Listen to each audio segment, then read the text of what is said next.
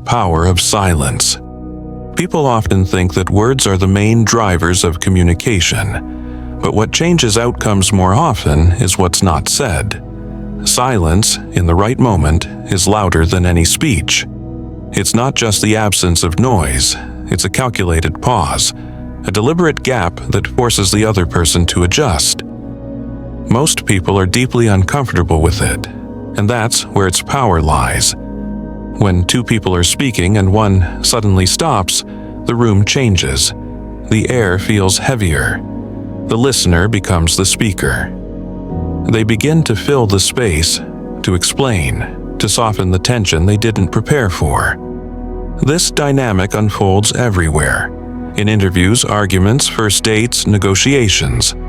Silence makes people reveal things they weren't intending to.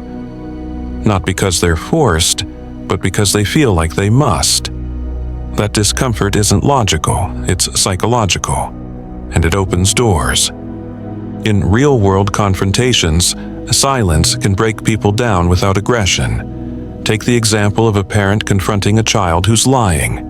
Instead of shouting or accusing, the parent stares, silent, waiting. The child, overwhelmed by the stillness, begins to squirm, then speak, then confess.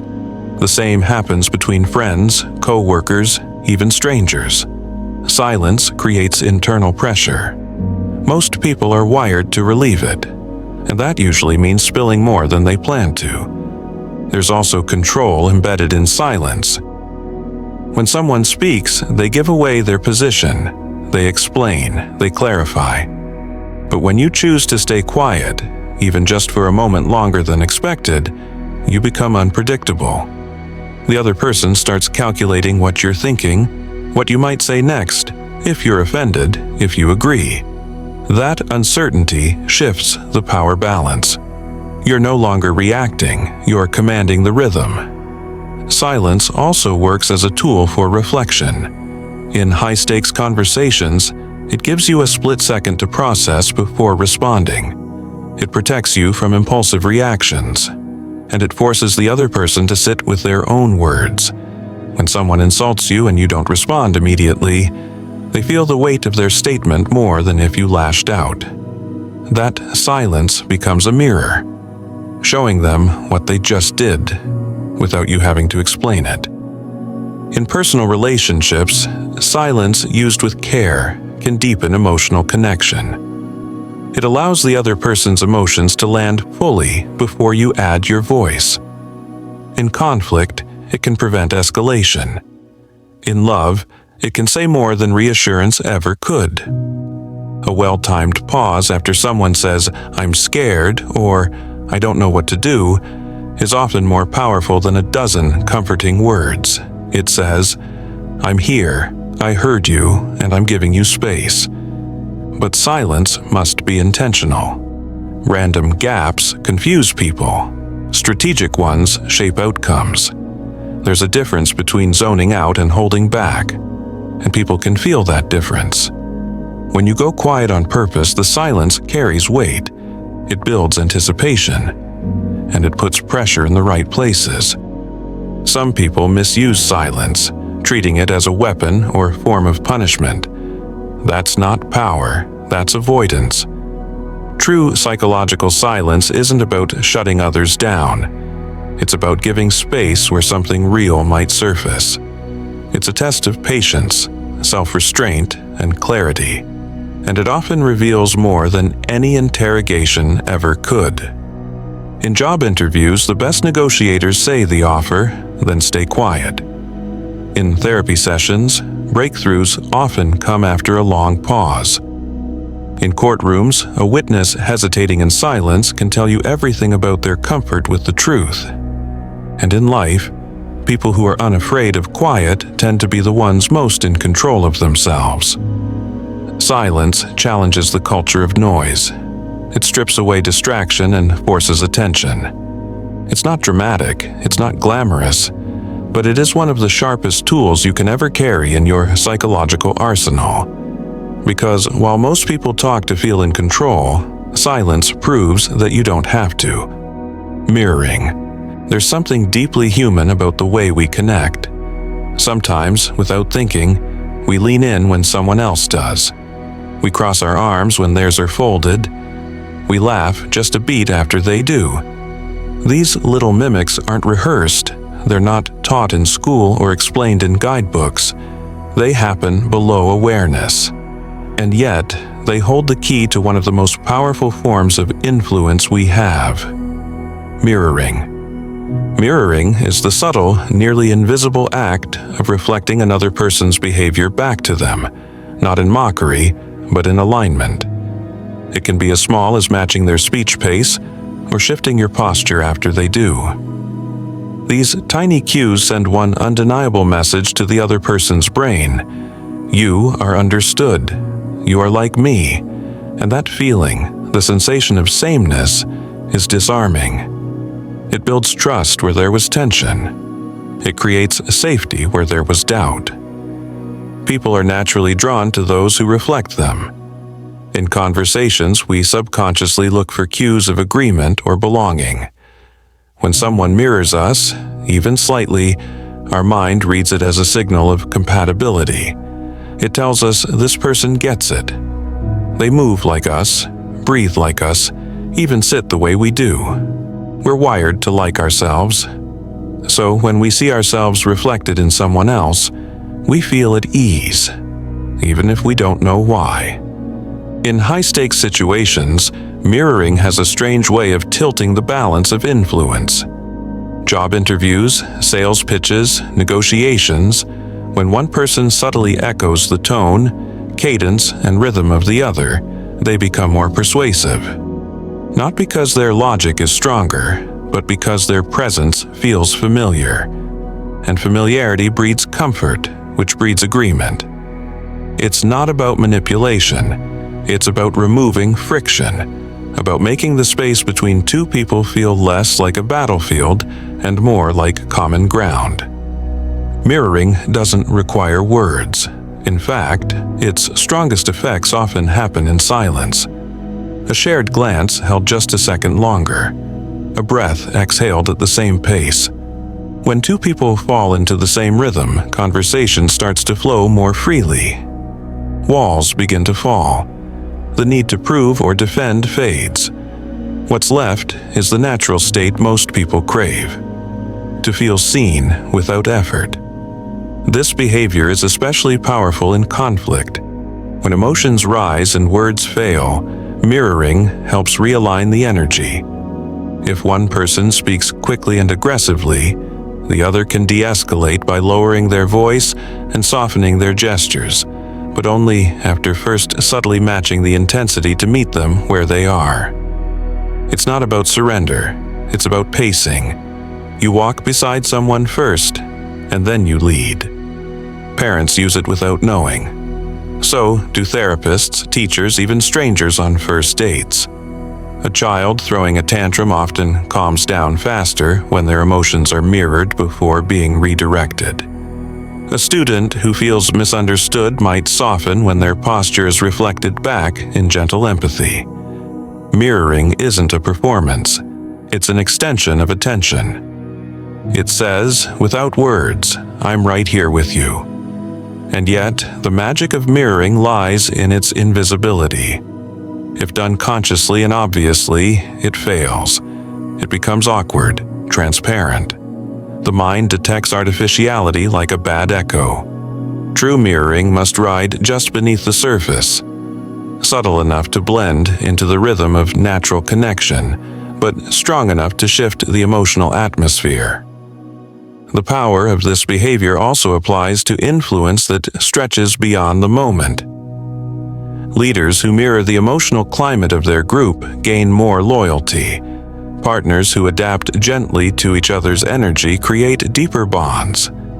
Even in silence, those who know how to listen with their body, to speak without words, can turn tension into trust. And there's something else.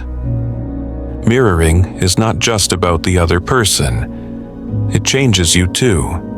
By stepping into someone else's pace, you loosen your own fixed patterns. You stop reacting out of habit and start responding out of awareness. You see the other person not as an obstacle, but as a rhythm to join, just long enough to shift both of you into something better. It's one of the few psychological tools that doesn't take force to wield, just attention, just presence. And in a world full of noise and posturing, that quiet resonance is often the strongest influence of all. Thank you for still watching this video. Pause just for a second and subscribe to this channel. Now, let's continue. The Ben Franklin effect. People often assume that the way to earn someone's favor is by doing something kind for them. Buy them lunch, offer your help, say something nice. But strange as it sounds, that's not always the most effective path. There's something more subtle, something less intuitive, and yet far more powerful. When you ask someone to do you a favor, especially something small but personal, it doesn't just benefit you. It rearranges how that person sees you. Their brain starts to reconcile the act. Why would I help this person unless I liked them, unless I respected them? That mental backtracking, quiet and automatic, makes the bond feel real even if it wasn't strong before. This isn't about manipulation. It's about tapping into the way our minds try to stay consistent. People don't like to feel disjointed, like they did something generous for someone they don't even care about. So, they rewrite their feelings, retroactively, just to keep the picture clean. What started as a simple request, borrowing a book, giving a ride, answering a question, starts to feel, internally, like the kind of thing they'd only do for someone they value. And so, the value forms. It's one of those quirks of psychology that makes human relationships far more flexible than we think. Over time, this trick reveals a deeper truth. People don't just act based on how they feel. They often feel based on how they've acted. Ask a rival for help, and you just might soften their resistance. Ask someone quiet for their opinion, and they may start seeing you as someone they trust. The favor works backwards, creating the affection afterward. It's a strange reversal, one that quietly reprograms a connection. Not through flattery, not through gifts, but through asking. And that's why this method can open doors that nothing else could. The door-in-the-face technique. It's not just what you ask for. It's the order you ask in. The door-in-the-face technique works because it builds on human guilt, contrast, and the impulse to seem fair. The concept is simple. Begin with a large, unreasonable request that is likely to be turned down. Then, once the person has said no, you follow it with a much smaller, more reasonable request. That second request is what you really wanted all along. Why does this work? Because the first ask creates tension. Saying no makes people feel uncomfortable, even if they had good reason. No one likes rejecting others outright. So, when the second request arrives, smaller, softer, easier, it feels like a chance to be decent. It's not about the request anymore, it's about restoring balance, making up for the no that came first. And so, people comply, not out of logic, but out of the need to stay humane. In real life, it shows up in the everyday. A kid asks for 5 more hours of TV, gets shut down, then asks for 30 minutes. A colleague asks to take over your weekend shift, you refuse, then they ask just to swap an afternoon. It works not because the smaller request was fairer, but because it followed something extreme. The contrast reshaped perception. The brain stops measuring the request in isolation and starts comparing it to what came before. And suddenly, what would have been a no becomes a yes. This technique isn't just sales strategy or clever persuasion. It reflects how people hate to feel rigid. They like to think of themselves as cooperative, as flexible, as fair. The door in the face leverages that self-image. It lets people say no and still feel good about themselves after. That's the secret. You don't wear down their defenses. You give them a reason to open the door, after they just slammed it. The foot in the door technique. There's a certain power in small beginnings. A conversation, a favor, a question. What seems like nothing at first can quietly set the stage for something much larger, without triggering resistance. This is where the foot in the door technique lives. It starts with a simple ask, one that feels too small to reject. And once that door creaks open, just slightly, something shifts. The brain begins adjusting its posture. It begins accepting you, not as a stranger or a threat, but as someone already inside the threshold. In real life, it's how people get others to listen when they normally wouldn't. A salesperson doesn't start by pitching the full package. They ask if you've got a minute. An activist doesn't begin with a donation plea. They ask if you believe in the cause. Even in relationships, the technique works the same way. Ask for advice on one decision, and it's easier to ask for help later. Ask for their opinion once, and next time they feel invested. The key isn't to trick anyone. The key is to let people build their own sense of consistency, because once someone agrees to something small, their self-perception starts to shift. They now see themselves as cooperative, engaged, maybe even aligned with the person asking. That tiny first yes rewires the path forward. Refusing the next ask, the bigger one, becomes harder, not because of guilt, but because it creates internal contradiction. The mind would rather keep building than go backward. That's what makes this technique so effective. You're not forcing agreement. You're walking someone through it, one carefully placed step at a time. It's a slow climb, but a steady one. Each rung is low enough to reach, and each movement upward feels like their own choice. That's why it works. Because the best persuasion doesn't feel like persuasion at all. It feels like permission they gave themselves, long before they knew where the ladder led. Use someone's name. There's nothing quite like hearing your own name in the middle of a conversation. Even when everything else fades into background noise, that one sound slices through. Sharp, director, familiar. It's not just about attention, it's about identity. The name we carry, whether we like it or not, is deeply wired into how we respond to the world. Using someone's name, especially at the right moment, pulls focus. It tells the brain, this is for you. This trick is powerful not because it's subtle, but because it's personal. When someone addresses us by name, it signals presence. It shows they're not just speaking, they're speaking to us. And that alone changes how we listen.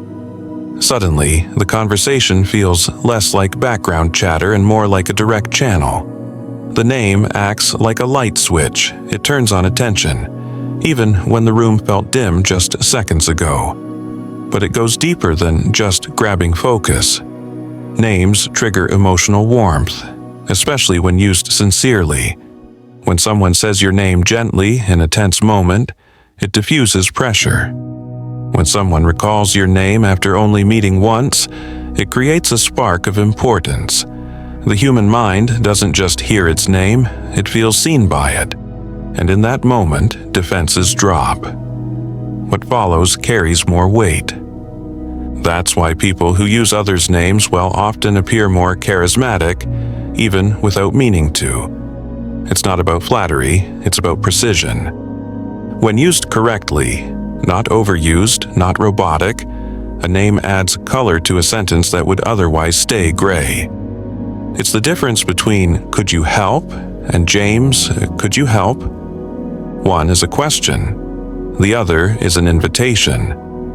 It's easy to underestimate this detail, but in a world filled with generalized talk, hearing your own name reminds you that you matter in the moment.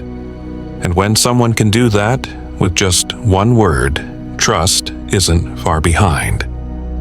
Paraphrasing. There's a subtle moment in conversation that feels strangely rare.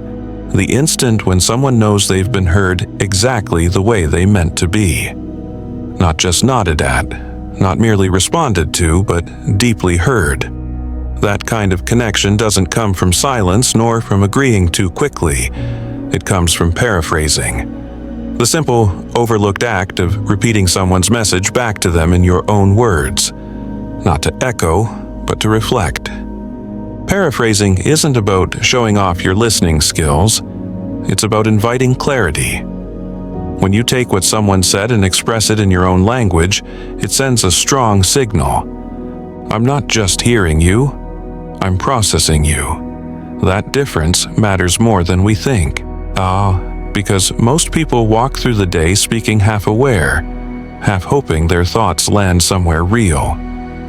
When you paraphrase, you don't just let the thought land. You build a platform for it to stand on. This works even when you get it slightly wrong. In fact, that's part of its strength. If your version misrepresents their point just a little, it gives them the chance to clarify, to adjust. And in doing so, they start to see the conversation as a joint effort, not a battle. You're no longer two sides pushing against each other. You've become partners trying to name the same thing from different angles. Paraphrasing diffuses emotional tension faster than advice ever could. In heated exchanges, it cools the temperature without dismissing the flame. In moments of vulnerability, it offers proof that someone really showed up. And in decision-making, it brings invisible hesitation into the open, where it can be examined safely. Few tools are this flexible, this quiet, and this human. But paraphrasing never fails to shift the dynamic. Because when people feel understood, they stop needing to defend themselves. And once defenses drop, everything that comes after, problem-solving, empathy, connection, flows more naturally. Not because the issue vanished, but because the walls around it did. Compliment someone indirectly. Direct compliments are easy to spot and easy to resist. When someone praises you face to face, your mind instinctively scans for motive. Why are they saying this? What do they want? Even the kindest words can feel staged when they're wrapped in too much attention. But when a compliment isn't aimed directly at you, when it's overheard or stumbled upon, the impact doubles. It feels real, it feels earned. That's where indirect compliments come in. They land deeper because they bypass the reflex to doubt. If you walk into a room and hear that someone spoke highly of you when you weren't there, it sticks. It rewires how you perceive their sincerity. Or, if someone casually mentions something admirable about you to a third party while you happen to be within earshot, it carries an authenticity that no rehearsed praise could match. You weren't the target. You were the subject. And that distinction changes everything. This isn't manipulation. It's respect for how humans are wired. People crave affirmation, but they don't want to feel cornered by it. They want to stumble into it, to catch it naturally, like laughter that escapes before you know it's yours. When a compliment feels like it wasn't meant for your ears, it doesn't raise your guard. It warms your confidence quietly, privately. This technique also works when someone receives praise through storytelling. If you tell a mutual friend about a time when that person helped you or impressed you, and it gets back to them, you've now strengthened the connection without needing to craft the moment face to face. They walk away not just feeling complimented, but valued. Because the words weren't trying to get anything from them, they were simply true. And that's what gives this method its weight. People don't remember the exact wording of most compliments. They remember how believable it felt, and indirect flattery, the kind that comes without spotlight or applause, becomes a seed that grows in their memory long after the words have faded. Make people feel needed. People don't stay where they're simply wanted. They stay where they're needed. There's a difference, and it runs deeper than affection, appreciation, or even love. Being wanted flatters the ego. Being needed gives you a place. It anchors your presence to a purpose, and that, for most people, is enough to outlast hesitation, distance, or even conflict. Think about it. When someone says, "We need you," not just "we like you," the stakes change. The relationship shifts from casual interaction to meaningful participation. It turns connection into responsibility, not in a burdensome way, but in a grounding way. We're hardwired to seek roles that matter. If your presence makes no real difference, your absence won't either, and people feel that deeply, even if they don't say it. In friendships, the ones that last are often the ones where both people play irreplaceable roles. It's not just about shared memories or mutual interests. It's about feeling like if you weren't there, something important would be missing. People return to that again and again because it satisfies a psychological hunger for meaning, not abstract meaning, but specific, personal, lived meaning. In families, it's the same. The child who is trusted with a task, even a small one, carries a stronger bond than the one who is endlessly comforted but never relied upon. In teams, the colleague who knows their work matters, who feels that a gap forms when they're absent, shows up with a different kind of energy. They don't just participate, they invest. You don't have to create false emergencies or inflate roles to make someone feel needed. Often, it's as simple as naming the impact. "I couldn't have done this without you." Or, "When you're not around, things feel a little off." Those words are not decoration, they're orientation. They help people locate their emotional value in a space that might otherwise feel vague or replaceable. What's remarkable is how quietly this principle operates. Most people don't chase importance in loud, obvious ways, but deep down, they scan for signs. Am I essential here? If I left, would anyone feel the difference? When the answer is yes, commitment grows.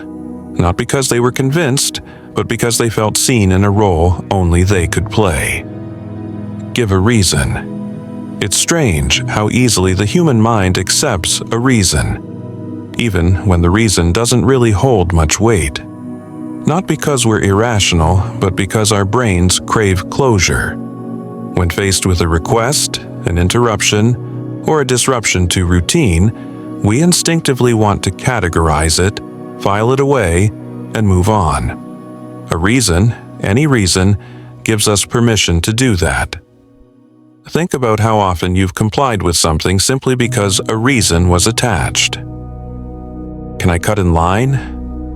"I'm in a hurry," or "Could you help me out real quick? I just need this done." The request may have been inconvenient or even unnecessary, but the presence of a why softened the resistance. It gave the brain a frame to put the moment in, and once it's framed, it becomes manageable. This reflex kicks in early in life and follows us into adulthood. Even the weakest justification can override the default response of no, not because we're being manipulated, but because we're seeking context. Context reduces uncertainty, and uncertainty is what drives most resistance. When someone gives you a reason, even if it's not convincing, they're offering you that context. They're reducing ambiguity, and that lowers friction. In conversations, this applies everywhere. Want to make a request feel less demanding? Add a reason. Want to interrupt someone without souring the mood? Add a reason. Even in disagreement, using justification softens the edge. I disagree, not to argue, but because I see another angle.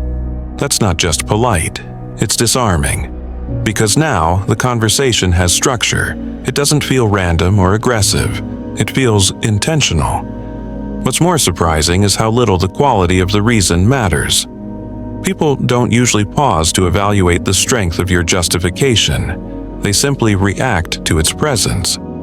It gives them just enough narrative to move forward without resistance. And in fast-moving social settings, that's all it takes. But this principle also comes with power, Because if a reason can guide compliance, it can also anchor trust. When people get used to hearing why, they start trusting your requests more, even when they're unusual. You become someone who explains things, not just demands them. And that shifts your presence from pushy to purposeful. So when you're asking for something, anything, don't just say what, say why. Even a simple reason is better than none. It creates space.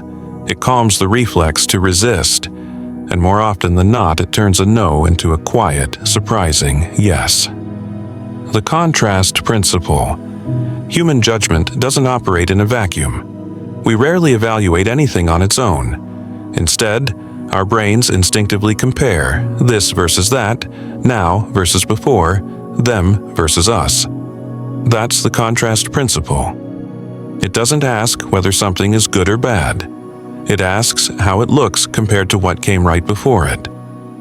This is why a cold drink tastes colder after hot food. Why a small apartment feels spacious if you just left a tiny hotel room. Why someone average in one crowd might appear brilliant in another. We don't rely on absolute measurement. We rely on difference. And once that contrast kicks in, it alters everything. How we feel, how we choose, how we remember. Retailers use this instinct every day. Show someone a $1,000 product next to a $3,000 version, and suddenly the $1,000 option feels like a deal. Even if it's still overpriced, it's not logic, it's proximity. Our brains anchor to what we just saw, and that anchor redefines what comes next. But this goes far beyond shopping. In relationships, a kind word after an argument feels like a gift. That same word, spoken during peace, might barely register. Why? Because the context changed. The moment before set the stage. It's not what was said, it's what it followed. Even our self-esteem runs on contrast. We feel confident not in isolation, but when we're performing better than expected or better than someone else. It's not always fair, but it is consistent. And when we're not careful, it distorts our sense of worth. Because we're no longer evaluating ourselves, we're evaluating the gap between ourselves and whoever's nearby. The contrast principle can be used to influence, to manipulate, or simply to understand. When you place two things side by side, one always defines the other. A harsh truth feels gentler when it follows a compliment. A difficult task feels easier when you first complete a harder one. And an ordinary moment can feel magical if it comes after pain. That's the quiet power of contrast. It doesn't change what something is. It changes how it lands, and the more aware we are of it, the more intentional we become about what we pair. In conversation, in decision, in the stories we tell ourselves about what just happened and what it meant. Use the word because. There's one word that unlocks more compliance than almost any other, because. It doesn't need to introduce genius. It doesn't need to prove anything airtight. But when placed between a request and a reason, it softens the ground. It gives the mind just enough closure to stop fighting and start moving. This isn't about trickery. It's about structure. The human brain likes to know why something is being asked, even if the why is simple or obvious. Because gives the sentence a destination. Without it, the brain hesitates, looking for motive or justification. With it, the brain relaxes, even if what comes after isn't very compelling. You hear this all the time in daily life, though most people don't realize it. Can I go first because I'm in a rush? Or, let's do this now because it'll be easier. Those because statements don't necessarily make the request more urgent or important. What they do is create a smoother emotional transition. They help the listener shift from resisting to processing. The word builds a bridge.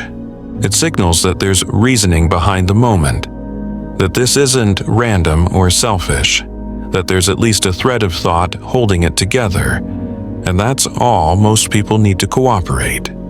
They want to know you considered the ask, not just threw it at them. Because does that job quickly and quietly. Even more interesting is how this applies to leadership and personal relationships. When people feel they're being told what to do without a why, resentment builds. It doesn't matter how fair the request is. Without a reason, it lands as control. Add because, and you offer dignity. You show that their buy-in matters, that this is a conversation, not a command. This effect shows up even in internal dialogue. Telling yourself, "I have to sleep because I need to function tomorrow," lands differently than simply, "I have to sleep." The second feels like pressure. The first offers understanding. One creates stress, the other creates permission. It's a small word, just 7 letters. But when you use it with care, because becomes a tool of influence, empathy, and clarity. It doesn't just change how you speak, it changes how you're heard. Use, but you are free. BF technique.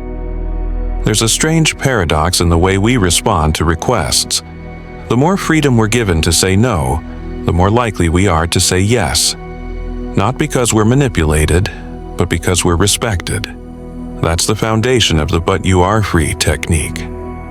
It's subtle, but it works in places where pressure usually fails. Think about how most people react to being told what to do. Even the mildest request can feel like a command when the choice is removed. And that loss of agency triggers resistance.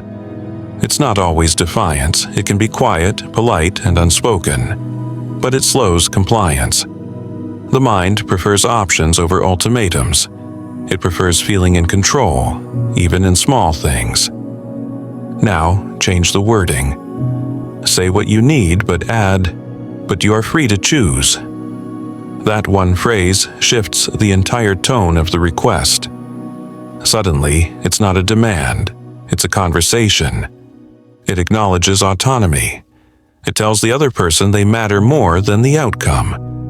And, ironically, that humility creates more compliance than force ever could. This applies everywhere, from friendships to customer service, from parenting to negotiation. When someone hears that they can say no without consequence, their emotional defenses lower. They don't feel manipulated, they feel included. And inclusion makes cooperation more natural. Real life gives us plenty of proof. A child asked to clean their room will likely protest if they feel it's an order. But if you say, "It'd really help me if you cleaned your room, but you can choose when to do it," the resistance softens. They may still delay, but they no longer feel cornered. The freedom transforms the tone of the request. Adults aren't so different. In fact, they're more sensitive to manipulation. They just hide it better. But beneath the surface, the same dynamics play out. Offering choice, real or perceived, protects dignity. It creates psychological space. And in that space, people often lean toward cooperation. Not because they were pushed, but because they were trusted. This technique isn't about pretending you don't care about the outcome. It's about framing your needs in a way that honors someone else's will. And when that happens, influence becomes easier. Not through dominance, but through mutual respect. And that kind of influence lasts longer than any tactic that ignores choice. Reciprocity. Human beings are wired for exchange. Not just economic exchange, but social, emotional, and psychological exchange. When someone does something for us, no matter how small, we carry a subtle pressure to return the favor. That's the principle of reciprocity, and it drives more behavior than most people realize. You see it early in life. A child offered a treat will instinctively offer a bite back. Not because they're trained, but because something deeper is at play. Reciprocity doesn't need rules to function. It runs on instinct, expectation, and social balance. And when it's triggered, it becomes a powerful tool, not for manipulation, but for momentum. In conversation, a small compliment can create a sudden openness. In conflict, an unexpected kindness can neutralize hostility. And in negotiation, offering value first often pulls the other party into a cooperative frame, even if they were ready to say no a minute ago. The act of giving breaks tension. It starts a rhythm, and that rhythm often ends in mutual agreement. But reciprocity works best when it's unforced. When giving feels calculated, the response changes.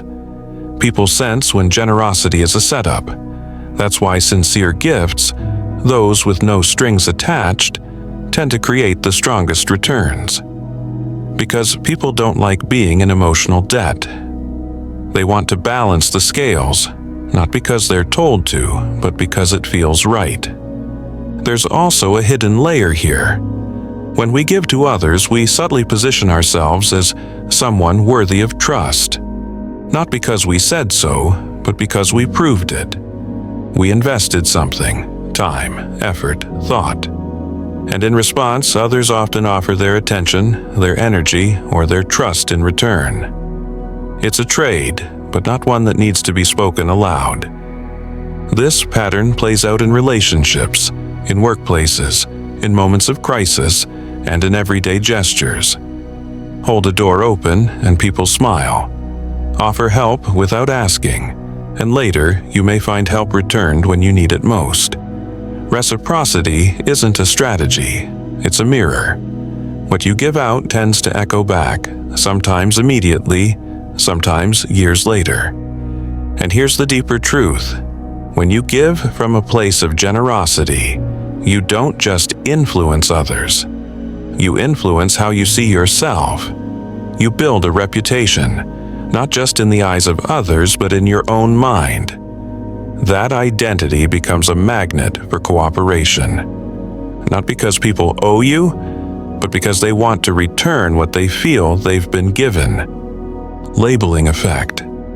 There's something deeply powerful about the words we use, not just to describe others, but to define them. The labeling effect is a subtle psychological mechanism where the identity we assign to someone begins to shape their behavior. Not because they're pretending, but because people often grow into the roles they're told they already occupy. Think of the child who's told, "You're very thoughtful." That label, if said with sincerity, doesn't just describe past behavior. It becomes an invitation to act that way again. The brain processes that affirmation as part of its developing identity, and once it believes the trait is real, it begins to look for ways to maintain it. This isn't flattery. It's not about saying nice things to win favor. It's about strategic recognition. When you label someone with a positive attribute, especially when they're still unsure of themselves, you help shape the next decision they make. A person told they're trustworthy may pause before breaking a promise. Someone told they're a natural leader may step forward where they once held back. We do this more often than we realize. Tell a coworker, "You're great at staying calm under pressure," and they begin to feel that's who they are, even in situations where they'd normally panic. Labeling pulls forward a potential version of someone and makes it feel real, even before the person fully grows into it. In close relationships, this is even more influential. A partner told they're reliable becomes more likely to behave that way. A friend called loyal will be more careful not to betray that image. People often live up to the traits they believe others see in them. That's the psychology of consistency. It urges us to align with how we're perceived, but the effect cuts both ways. Negative labels work too, but they damage more than they help. Calling someone lazy, even in jest, can create self-doubt that lasts far longer than the moment. That's why using labels thoughtfully is critical. They are not observations, they are psychological blueprints. They can uplift or limit depending on how they're used. At its best, labeling becomes a tool of encouragement. It helps people feel seen not just for who they are, but for who they could become. When used with care, it becomes a form of quiet coaching, an invisible hand guiding people toward their better selves. Reframe anxiety as excitement. Anxiety and excitement are not opposites, they're twins, sharing nearly identical physical symptoms: a racing heart, heightened alertness, shallow breath, and mental tension. What separates them isn't biology. It's the story we tell ourselves about what's happening. That shift in framing, small but powerful, can be the difference between freezing and rising. In high-pressure situations, people often feel the edges of panic.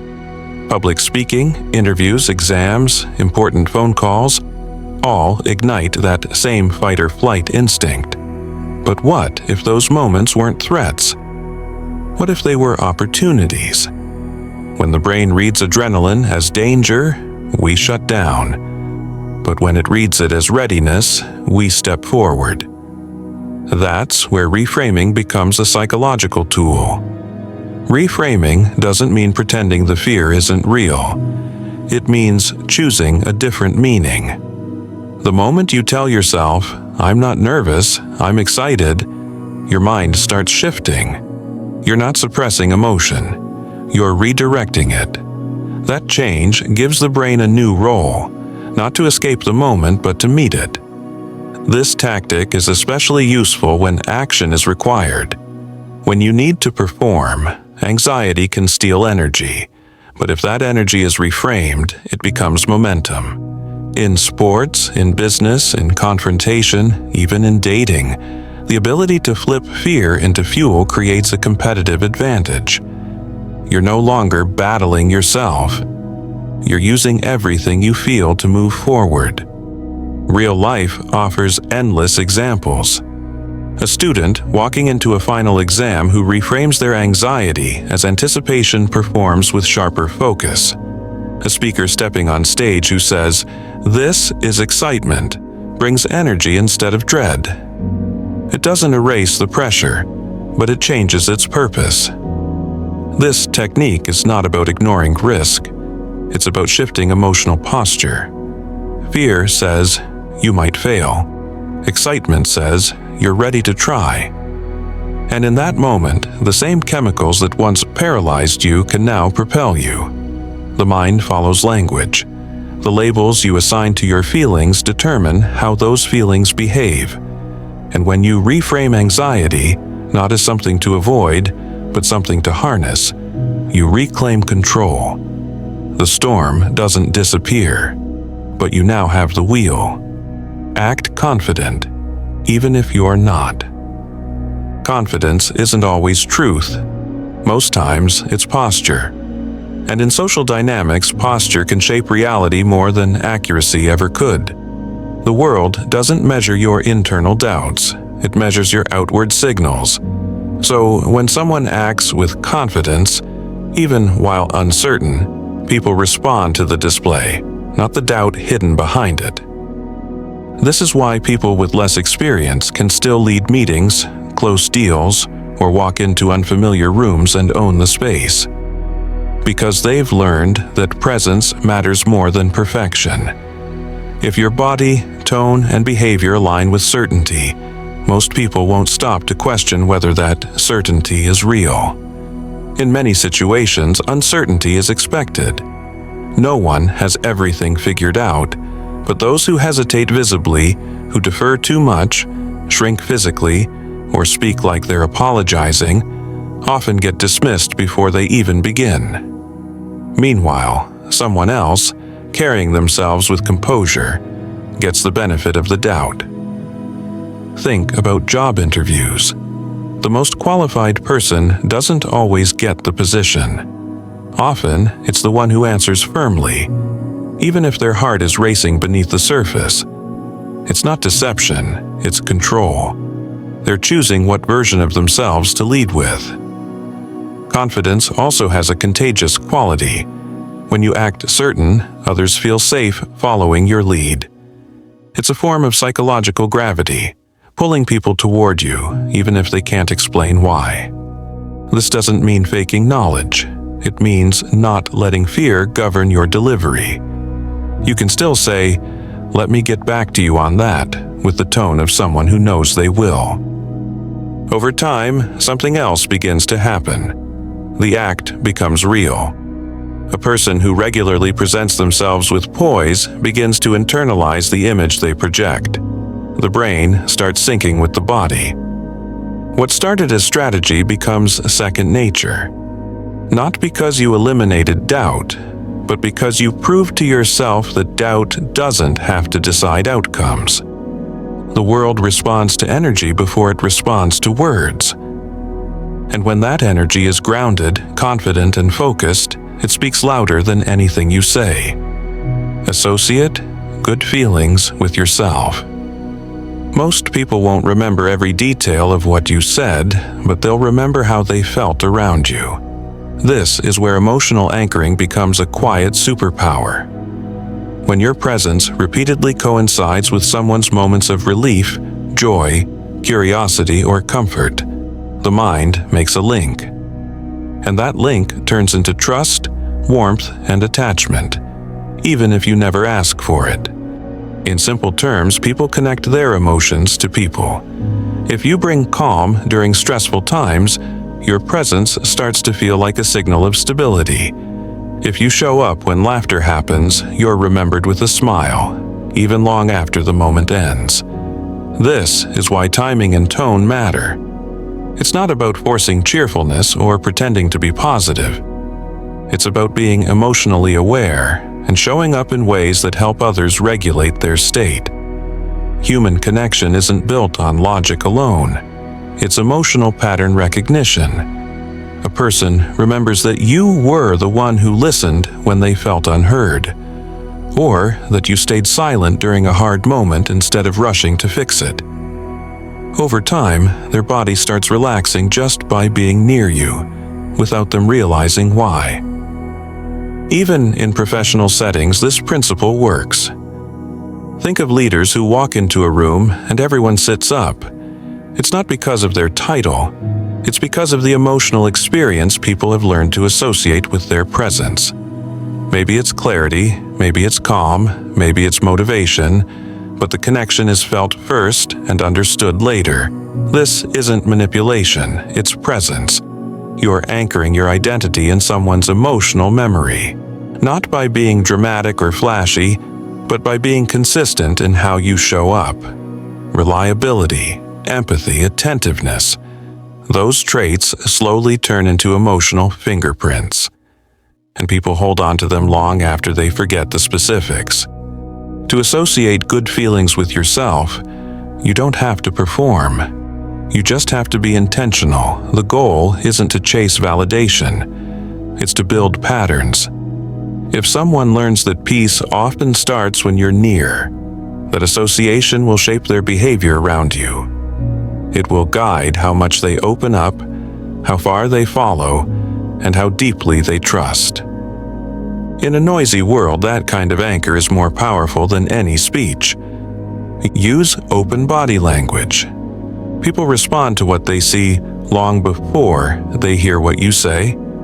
In fact, they often decide whether they trust you before your first full sentence is complete, not based on content, but on posture, expression, and gesture.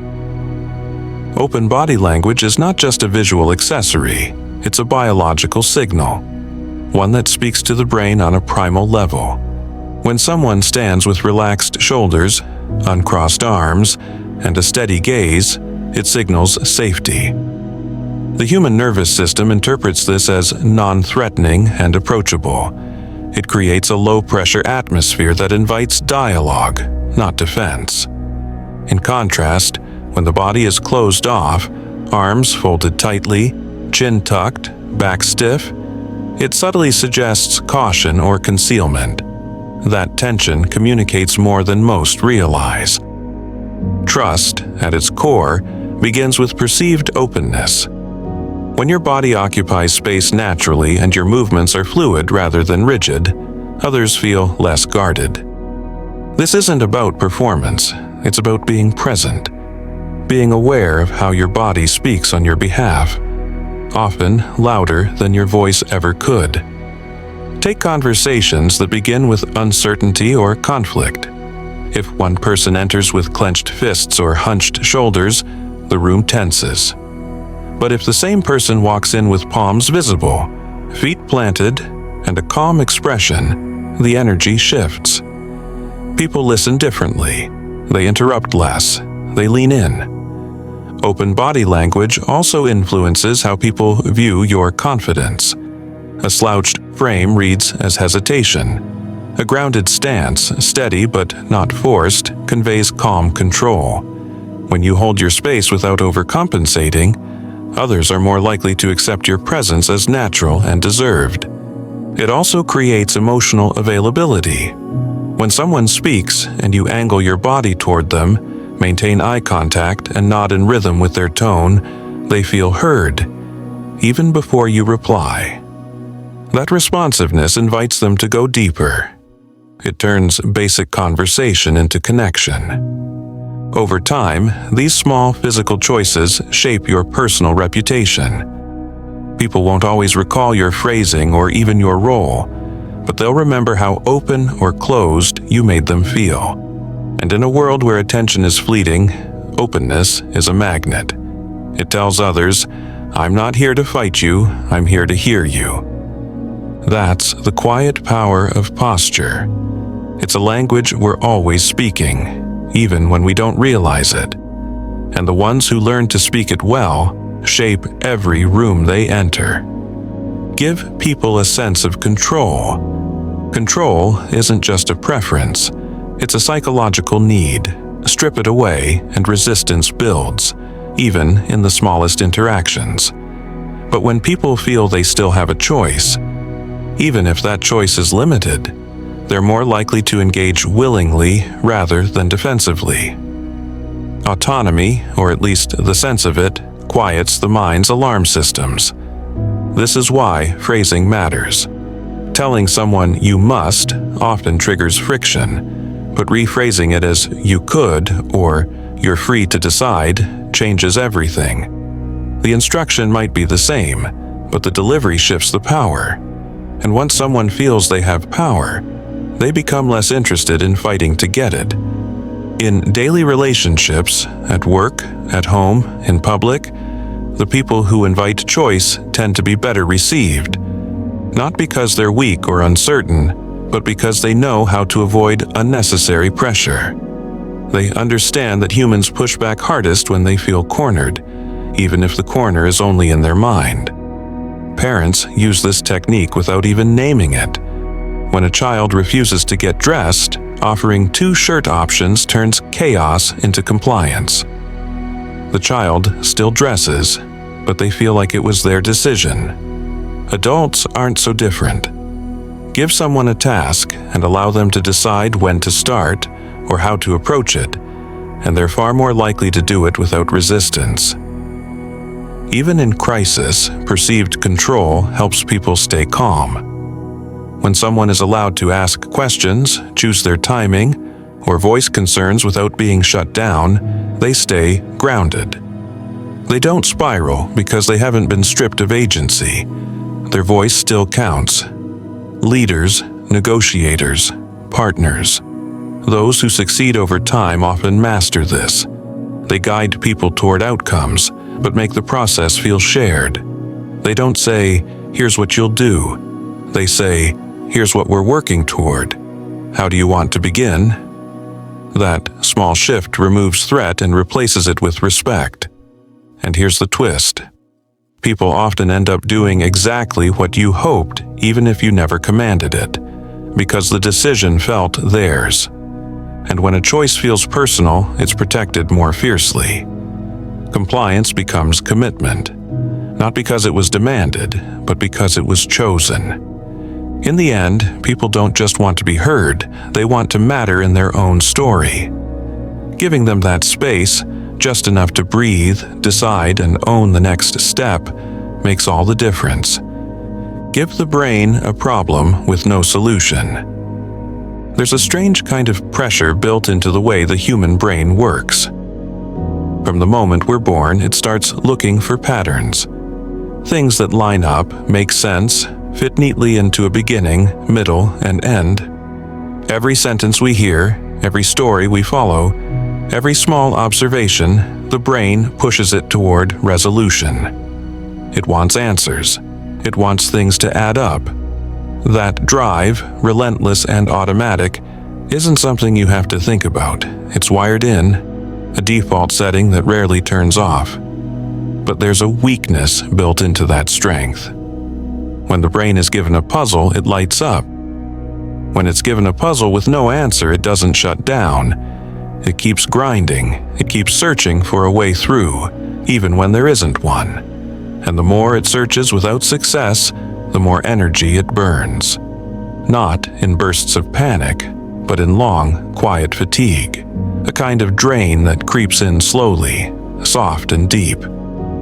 Unfinished patterns wear the brain down faster than any solved problem. Think about a sentence that stops just before the final word, or a story that introduces a mystery but offers no ending. You can move on from it, but something still pulls. A small loop stays open, and the mind hates open loops. It wants them closed, even when it doesn't realize it. Even when you're lying still, doing nothing at all, those loops continue to spin underneath your awareness, dragging small bits of energy with them. There's no alarm bell, no warning, just a slow erosion of attention, one that leads to heaviness, not emotional weight, but mental fatigue. It's the same reason cliffhangers feel uncomfortable and the same reason silence in a conversation makes people jump to fill it. We want completion, but in the absence of it, the system quietly starts powering down. Give the brain a sequence that has no end, and it will wear itself out trying to reach one. Ask it a question with no real answer, and it will keep returning to it like a thread that can't be tied. The mind doesn't just want closure, it's addicted to it. Without it, focus unravels. The direction becomes blurry. The intensity that usually drives thought starts to flicker. And here's where the trick happens. When your attention gets tired enough, it stops gripping. Thoughts start to lose their sharpness. The need to push forward loses momentum. It's not the same as giving up. It's more like standing in a hallway that stretches forever in both directions. Eventually, the brain decides to sit down. Not because it has resolved anything, but because it sees no finish line to chase anymore.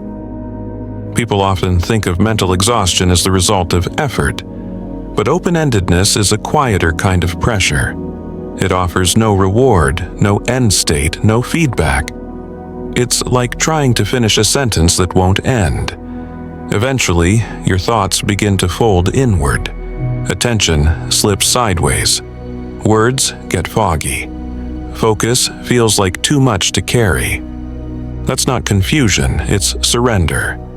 The kind that doesn't need permission. The kind that doesn't ask for confirmation. Just the slow giving into something the brain wasn't built to win against. A question without an answer. A pattern with no resolution. The mind gives up chasing, and what's left is stillness. Not because you forced it, but because it no longer knows what it's looking for. That's where sleep begins to show itself, not as a command, not as a technique, but as the natural outcome of a system with nowhere left to run. The unfinished task loophole. There's a strange kind of weight that clings to things we haven't completed. It doesn't come from effort. It doesn't even come from remembering what we forgot. It comes from the space left open when something was started but never brought to an end. The brain doesn't like unfinished business. Not because it's dramatic, but because it creates a subtle imbalance. It registers the gap, holds on to it, and keeps checking if it needs to be closed. This checking doesn't shout. It whispers, quietly draining mental energy with every pass. You may not feel it, but your mind keeps an inventory. Every task started and paused. Every goal delayed. Every step you told yourself you'd finish later. They don't vanish, they drift just below awareness, like background noise you're not actively listening to but can't escape either. And the mind, being wired for completion, keeps returning to them, trying to patch the hole, even while the rest of you wants to let go. That's the loophole.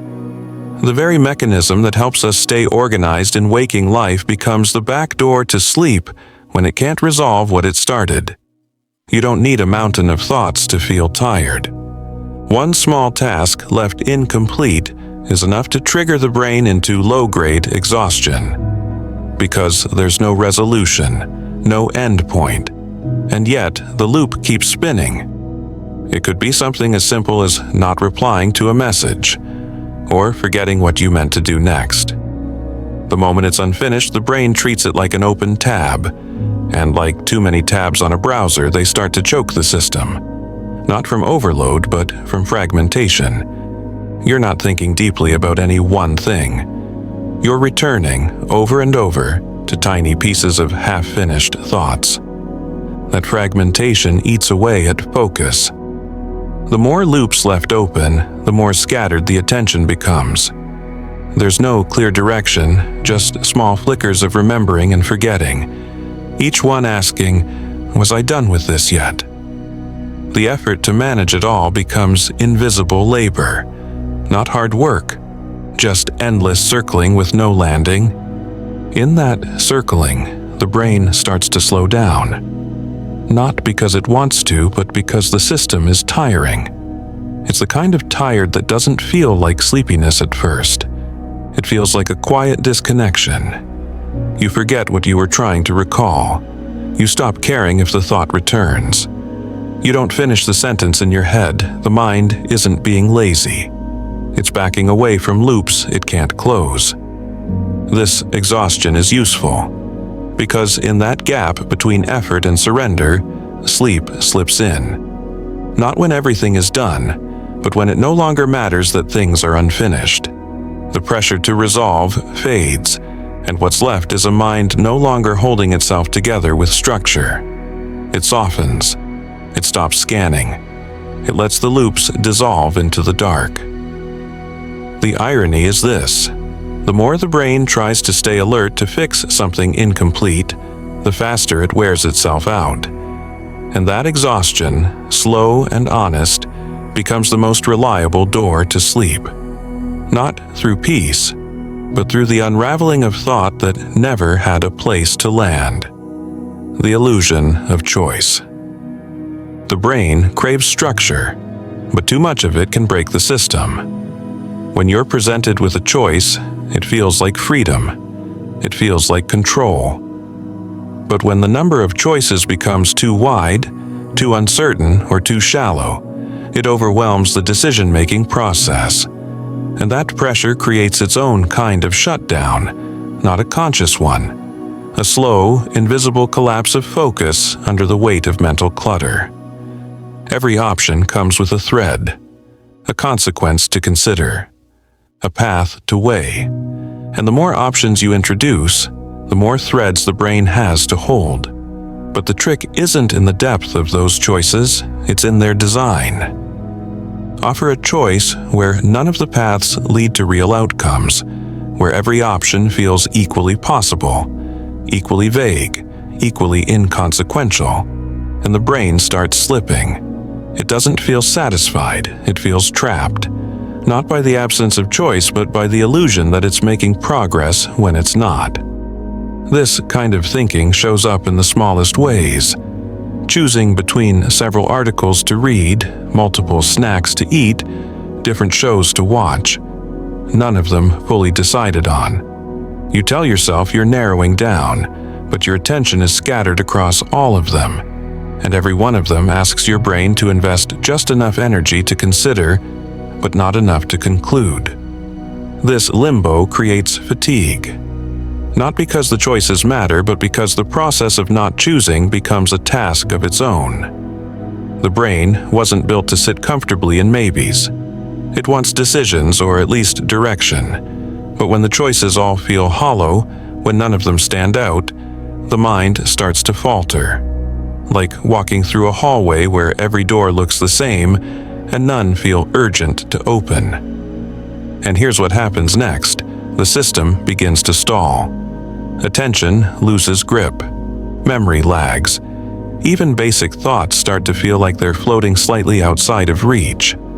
This isn't confusion, it's shutdown, a deliberate protective response to too much inconclusive thinking. The brain, when given too many false paths, will slowly stop walking altogether. That's where sleep begins to creep in the gap left by disengaged effort.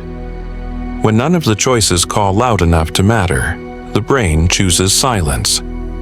Stillness. Nothing. Not because it wants to retreat, but because retreat becomes the only option left. There's no tension to drive it forward, no anchor to hold it upright, just a flat horizon of half-thoughts. Sleep doesn't wait for clarity, it waits for collapse.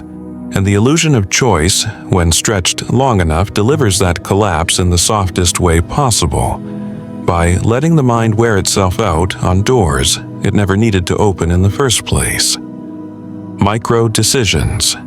Fatigue. There are choices we remember making, and then there are the ones we don't even notice. The ones that creep in quietly all day long, chipping away at our focus without ever announcing themselves. What to wear, where to look, whether to check that notification, whether to reread that line, whether to reply now or later. These aren't major life decisions. They don't come with stress or pressure in any obvious way. But they take up space. They demand just enough attention to register, just enough effort to weigh, without offering any real satisfaction in return. And because they're so small, we don't guard ourselves against them. We don't pause to reflect on how many of them are stacking up. But over time, they become a flood of interruptions. Not interruptions to action, but to thought. They slice our mental continuity into hundreds of minor hesitations. Each one brief, each one asking this or that, now or later, yes or no. And every time that process restarts, the mind burns a tiny amount of energy. This is how decision fatigue really begins. Not with weighty problems, but with meaningless ones. 100 forks in the road, none of them leading anywhere different. And because the brain treats every fork as worth consideration, it never really settles. It bounces between trivial options, never getting the pause it needs to reset. The exhaustion builds gradually, not from overwork, but from fragmentation. There's also no reward system to compensate for it. Big decisions often come with closure, clarity, a feeling of finality, but micro-decisions don't offer that. They keep you in motion without ever producing stillness. The brain stays active, constantly engaged with questions that don't matter, but still cost something to answer. It's like being asked to flick a light switch every few seconds, over and over, without ever seeing a room fully lit. And when that kind of fatigue sets in, the mind starts to lose interest. It begins skipping steps, forgetting what it just thought about, resisting the next input. Not because the decisions are difficult, but because they no longer feel worth the effort. It becomes easier to disengage entirely than to keep playing the same shallow game. This is when attention thins. Focus breaks into loose pieces.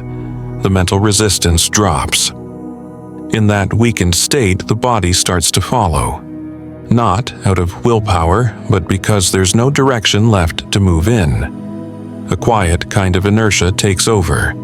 The kind where the brain, having been pulled in too many small directions, begins to drift in one slow, downward current. This is where sleep finds its opening. Not by calming the mind, but by letting it tire itself out on the things that never mattered in the first place. Cognitive closure. Craving. The brain doesn't like questions without answers. It doesn't handle loose ends well. Even when the stakes are low, when there's no threat, no consequence, the mind still reaches toward completion. a story left hanging, a thought that ends midway, a situation that doesn't wrap itself up. All of these leave a kind of mental residue, a tension that quietly hums in the background, urging the system to circle back and finish what was never finished. This craving for closure isn't always conscious. You might not realize you're carrying it. You may think you've let something go, moved on, forgotten. But the brain remembers structure. It remembers when something doesn't resolve. And until that resolution arrives, or until the mind gives up trying, there's an underlying friction that remains. The mind keeps trying to make the pieces fit, even when the final piece is missing. That effort may not feel like stress. It doesn't scream for your attention, but it tugs. It pulls you back into a loop you didn't ask to be in. You could be doing something else, something simple, and still a fragment of a story will float up. Something someone said earlier. A scene from a show that didn't finish right. A plan that got postponed without a new date. These aren't problems. They're puzzles with missing corners. And that missing piece becomes the source of subtle unrest. The longer the closure is denied, the more tired the brain becomes. Not confused, just overextended. Trying to draw conclusions where none exist is a losing game, and the mind eventually starts slipping. The focus gets soft. The drive to resolve dims. The interest in maintaining alertness thins out. It's not the same as giving up. It's more like standing at the edge of an unfinished sentence, no longer caring how it ends. There's a quiet brilliance in this decline, because it doesn't lead to anxiety, it leads to withdrawal. The kind of withdrawal that feels like letting go, not because the brain finally solved it, but because it ran out of fuel. That's the tipping point where clarity no longer matters, where the unsolved stops feeling urgent and simply fades into the background noise. Sleep enters when that craving gives up, when the brain stops reaching forward and starts releasing its grip. The unresolved no longer asks for attention. The missing ending no longer matters. And without that pull toward completion, the mind has nothing left to chase. No loop to close. No effort to maintain. It simply drifts. Repeating key phrases internally. There's a point where repetition becomes more than habit. It becomes a tool. The act of saying something silently to yourself again and again may sound meaningless on the surface, but it holds a kind of force that few people recognize. The brain thrives on patterns, and when you give it a gentle, steady one to hold on to, it begins to surrender its grip on everything else. Especially when the pattern doesn't require evaluation, just rhythm. No decision, no analysis, just presence. The power doesn't come from the meaning of the phrase. It comes from its constancy. A soft internal echo that begins to override the usual noise of thought. By looping a quiet line over and over, your attention is corralled into one tight, repetitive lane. There's no room left for outside distractions. They lose strength. And soon, the mind starts detaching from everything it would usually try to hold. Each repetition peels away another layer of unnecessary awareness. Unlike multitasking, where thought is pulled in 5 directions at once, repetition simplifies everything. It builds a low mental rhythm that the brain eventually begins to follow without instruction. And once the phrase becomes automatic, when you no longer need to choose to say it, it slips into the background like a heartbeat. Still there, but no longer demanding anything from you. This is where resistance starts to drain. Not because the mind is bored, but because it's anchored. Thoughts that try to interrupt feel out of place. They don't have a strong enough pulse to override the steady beat of that internal loop. The longer it continues, the more the brain adapts to it. It becomes the dominant current. And with each cycle, the thinking part of the mind grows quieter, softer, slower. Eventually, the loop no longer feels like a tool, it feels like a lullaby. A silent one that doesn't need music, melody, or volume. It simply works by outlasting the clutter. And because it's inward, there's nothing to distract the senses. No visuals, no sound, no tension. Just a phrase, turning over itself like waves against the shore. Predictable, gentle, and eventually forgettable. That forgetfulness is the goal. When even the phrase begins to dissolve, that's when the grip of consciousness slips. The brain stops resisting. It no longer asks questions. It no longer compares. It lets the current carry it somewhere lower, somewhere deeper, where effort finally disappears. Mundane memory. Recall. Most people think of memory as a sharp tool, used for names, plans, facts, important dates. But there's a quieter side to it, one that has nothing to do with urgency or meaning. It's the catalog of dull, ordinary things. The layout of your kitchen drawers, the contents of your closet, what's in your glove compartment. And that side of memory, the uneventful kind, holds a strange power over attention. Recalling mundane details pulls the brain into a slower gear. Not because it's difficult, but because there's no emotional value attached to it. You're not trying to impress anyone. You're not trying to solve anything. You're just remembering. Boring, exact things that serve no purpose except to occupy a thread of thought. And because the information is flat, the brain doesn't light up in alert mode. It settles. It leans into the familiarity. Think about retracing what's in your refrigerator right now. Shelf by shelf, bottle by bottle. The more detailed you get, the less room there is for imagination or anxiety. It becomes a factual list, something your brain can walk through without interpretation. There's no puzzle, no urgency, just mental inventory. And this process slows neural activity more than silence ever could, because it's not passive. It's guided, but unimportant. This kind of memory recall doesn't energize the mind, it tames it. Because there's nothing to gain, there's no reward structure for remembering where the batteries are kept or which shoes are under your bed. It's like asking the brain to run a treadmill with no incline, no music, no motivation, just motion. And soon, the motion becomes too dull to continue. The more of these mundane memories you recall, the more they blur into sameness. The items start to repeat themselves. The sequence loses direction. The exercise becomes tiring, not physically but mentally. Not because it's difficult, but because it's so flat, so emotionally neutral, that the mind loses grip. And that's exactly what it needs to do. Sleep doesn't come when thoughts stop.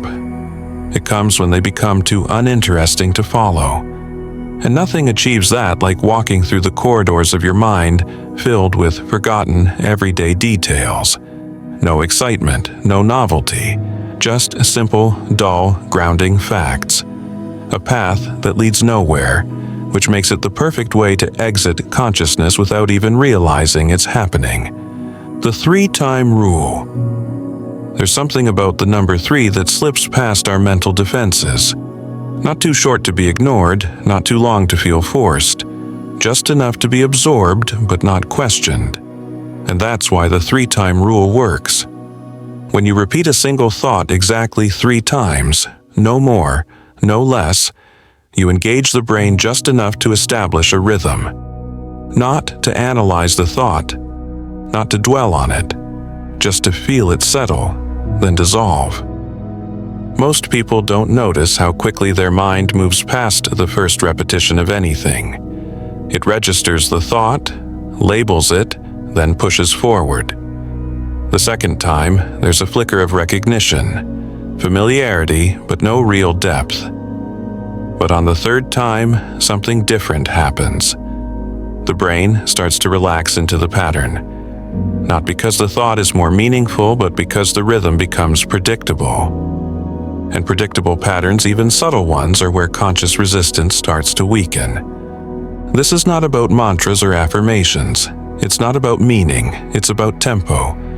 Just like a dripping faucet slowly lulls your awareness by repeating a harmless sound, repeating a soft phrase in your head, only 3 times, creates a brief but noticeable shift. And when you discard the phrase after the 3rd repetition, the brain expects more. It looks for the 4th beat that never comes. That absence, that quiet pause where something should be, becomes a small but powerful invitation for stillness. By choosing not to continue past 3, you give the mind a finish line, one that it didn't prepare for. It hits that stop and stalls slightly, just enough to interrupt the momentum of thought. It's in that stall that the system lowers its guard. That's where thought begins to wobble, not because it's been overwhelmed, but because the rhythm it started to trust is now gone. The loop is over. The repetition has ended, and what's left is a sudden shallow void, a space where attention has nothing to hold on to anymore. This is what the 3-time rule does. It feeds the brain a pattern just long enough to create expectation, and then it starves that expectation. That small moment of absence does more than silence noise. It pulls energy away from the thinking loop. The next thought becomes softer. The one after that loses shape. Eventually, thoughts begin to arrive with no momentum at all. Just shadows of what they were. And then they stop arriving altogether. The key is to never repeat more than 3. Going further restarts the engine. Staying below that threshold keeps the system compliant, willing to follow, but not strong enough to stay active. It's a delicate balance, and when used right, it doesn't just quiet the mind. It closes the door behind it. Looping through your day backwards. Time always moves forward, or at least that's how we live it. One thing after another, always chasing what's next. But the mind isn't built strictly on timelines. It can reverse the flow when given permission. And when it does, the entire architecture of awareness begins to tilt. That's the secret behind this mental trick. Walking back through your day in reverse. Not as a story, but as a map, one step at a time, working against the direction your thoughts normally travel. Start at the most recent moment you remember. Then go back 1 step. Not a jump, just one. A location, an action, a face, a sound, then another, and another. Slowly undoing the day, like peeling off layers in reverse order. What you're doing here is forcing the brain out of autopilot. You're breaking its natural rhythm. And that break weakens the machinery that usually drives your alertness. Recalling your day backward doesn't feel smooth. It's awkward, deliberate. You'll forget things, you'll pause and search. And in that pause, something rare happens. Attention begins to misfire. Because the brain isn't used to this order. It's used to context building forward, cause and effect, beginning to end. But in reverse, events lose their logic. They feel disconnected. And when logic breaks, effort increases. That effort drains energy in small, consistent amounts. The further back you go, the foggier things become. Not because the memories are fading, but because the sequence is unraveling. Your brain wants to skip ahead to what makes sense. But you won't let it. You're walking backward, deliberately, step by step. That forced reversal unhooks your thinking from its usual pace, and the mental tension that comes from resisting forward motion becomes fatigue. Not the kind that frustrates you, but the kind that wears you down in silence. There's also no emotional payoff to this process. You're not revisiting high points or regrets, you're just tracing details in the wrong direction. And without that emotional engagement, the task loses color. It becomes mechanical. Flat. So flat that eventually the act of recalling becomes uninteresting. The thoughts soften, they blur, they lose grip, And the further you go, the less you care about getting it right. You're not reliving the day, you're dissolving it. By the time you reach the early hours, the first thing you did, the first thing you touched, you're no longer thinking clearly. The memories arrive fogged, disconnected. They appear in fragments that don't push the mind forward anymore. You don't finish the loop, you don't need to. The brain has already stopped asking what comes next. And in that stillness, without direction, it lets go of structure entirely. This backward unraveling isn't just a mental exercise, it's a quiet invitation to exit time. And once the sequence breaks fully, the brain no longer feels the pressure to continue at all. There is no next, there is no forward, there is only stillness. Mental pattern saturation. There's a moment in every repeated rhythm where the mind stops paying attention to content and starts reacting to structure. It happens in music, in movement, even in thought. When a pattern becomes predictable enough, it stops being interesting.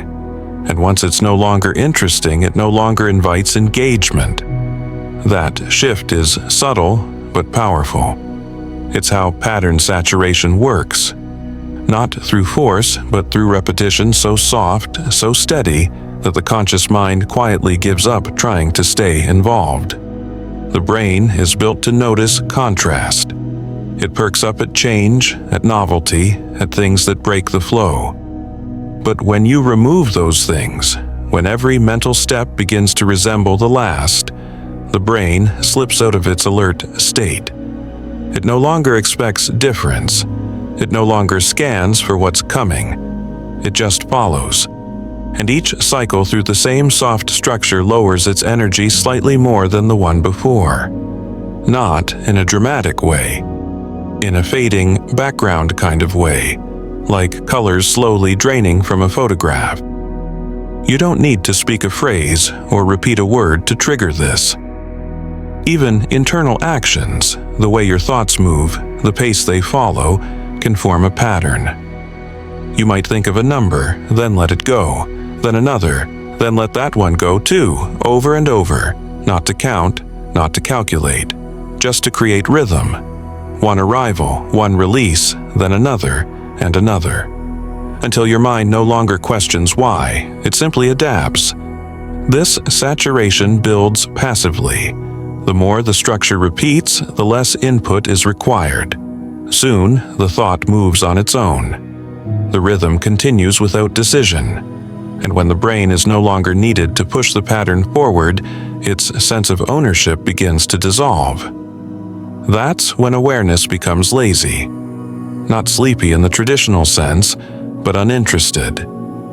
And uninterested minds are the first to surrender. What makes pattern saturation different from ordinary repetition is how it shifts from conscious to unconscious. You're not focused on the meaning. You're not following an idea. You're just sinking into the repetition until even the thought of repetition fades, like walking a path you've walked 1,000 times. Eventually, you forget you're walking at all. And that's where surrender begins. In the silence that follows a pattern too dull to keep thinking about. The mind doesn't fight it. It doesn't resist. It just lets go, because there's nothing left worth holding on to. And in that stillness, sleep doesn't have to knock. It walks right in. Internal routines and shutdown triggers. The brain is a creature of habit, not because it's lazy, but because it values efficiency. Every morning, it rehearses the same sequences: get up, get dressed, perform a task, shift into motion. Every evening, it tries to do the opposite. It looks for signals, subtle, familiar steps that tell it the day is over. When those signals are missing, sleep doesn't come easily. But here's the part most people overlook.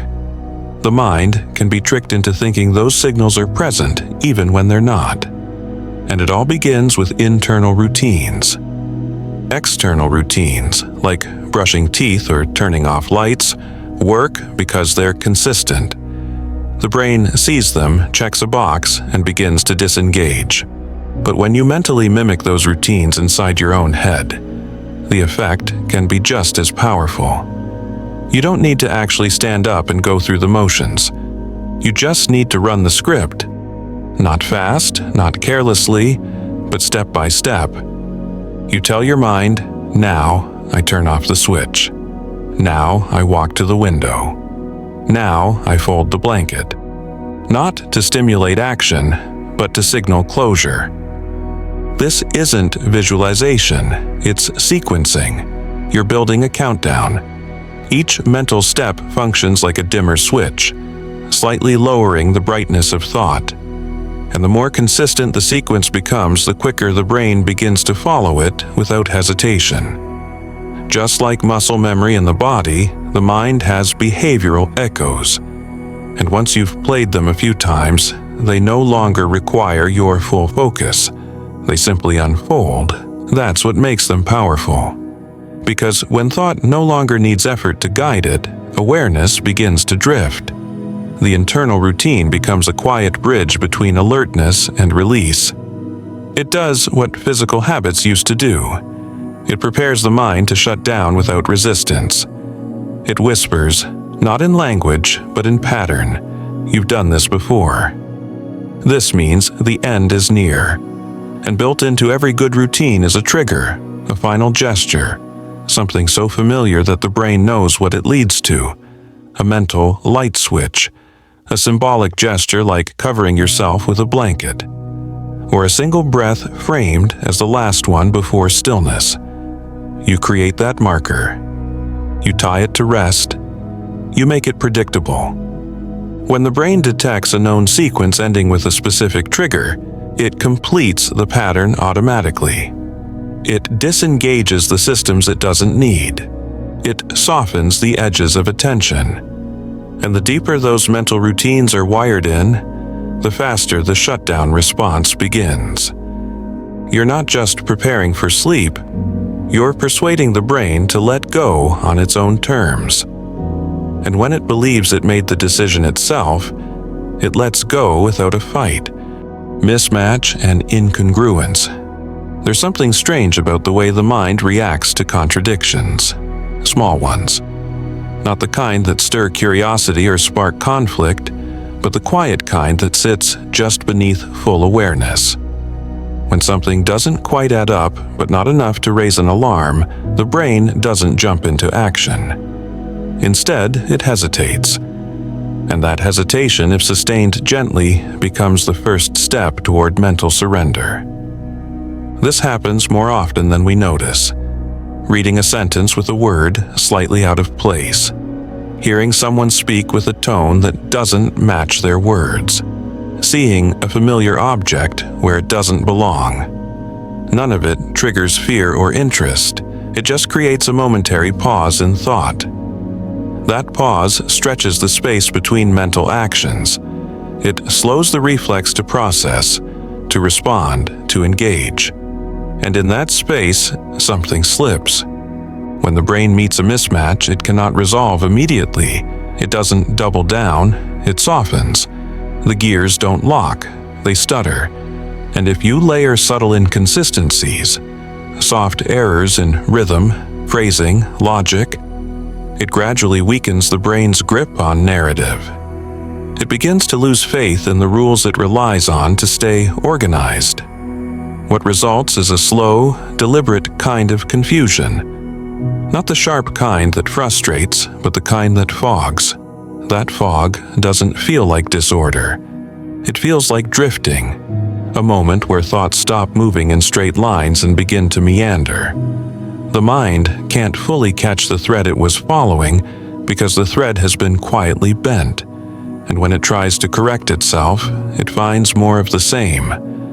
Mild distortions, harmless contradictions, ideas that don't quite hold. No danger, no clarity, just soft noise. The brilliance of this mechanism is in its subtlety. It doesn't alert the system. It doesn't feel like something to solve. It feels like stepping into a dream where nothing fits together, but nothing needs to. The brain stops predicting what comes next because the rules it would use to predict have dissolved.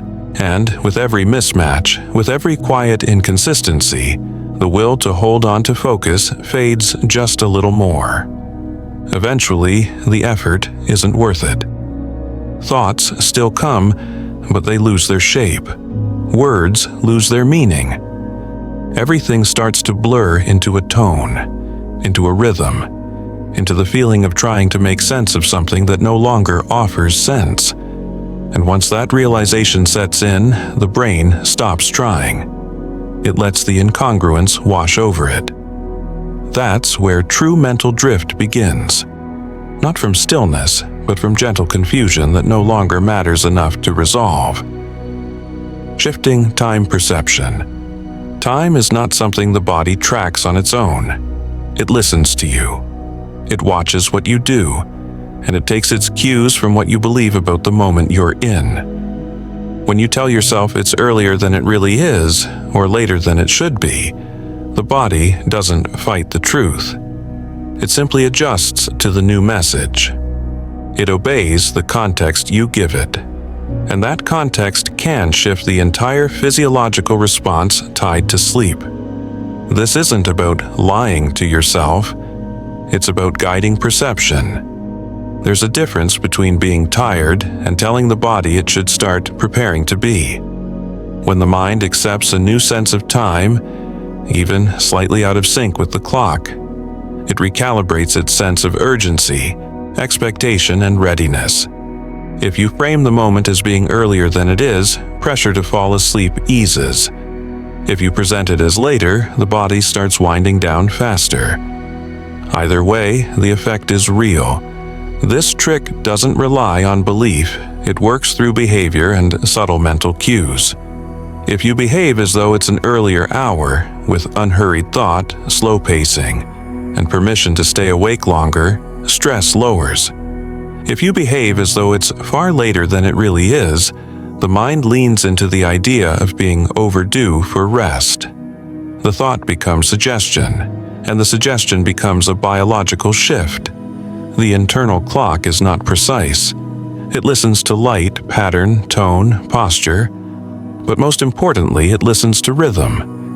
And when you adjust your internal dialogue about time, you send it a new beat, a slowed-down tempo, one that says, "No rush," or one that says, "It's already late enough."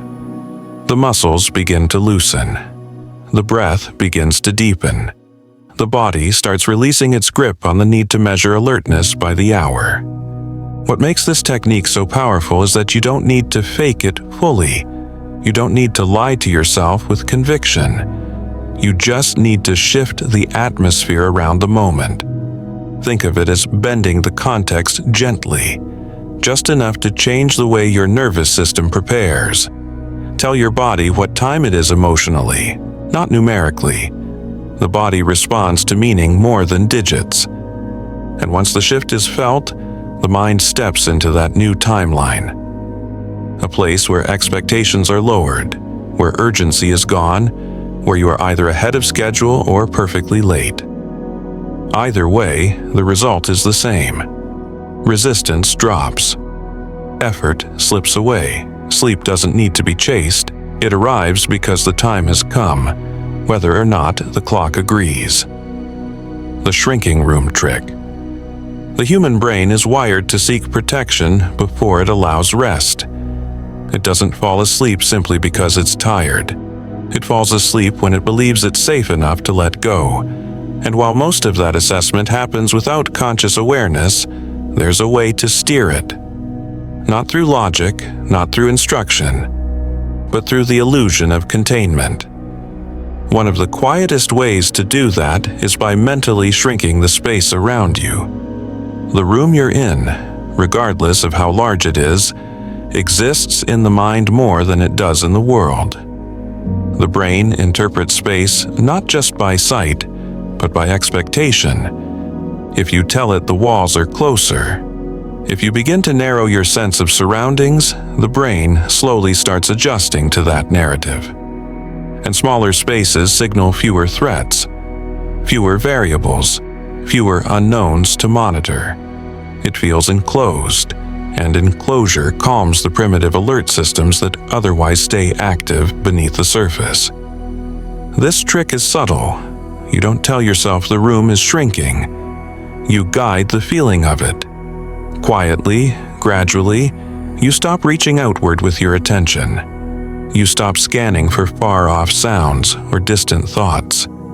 You bring everything in, closer, tighter, like drawing the air around you inward until it stops expanding. The walls aren't moving, but your awareness of them is.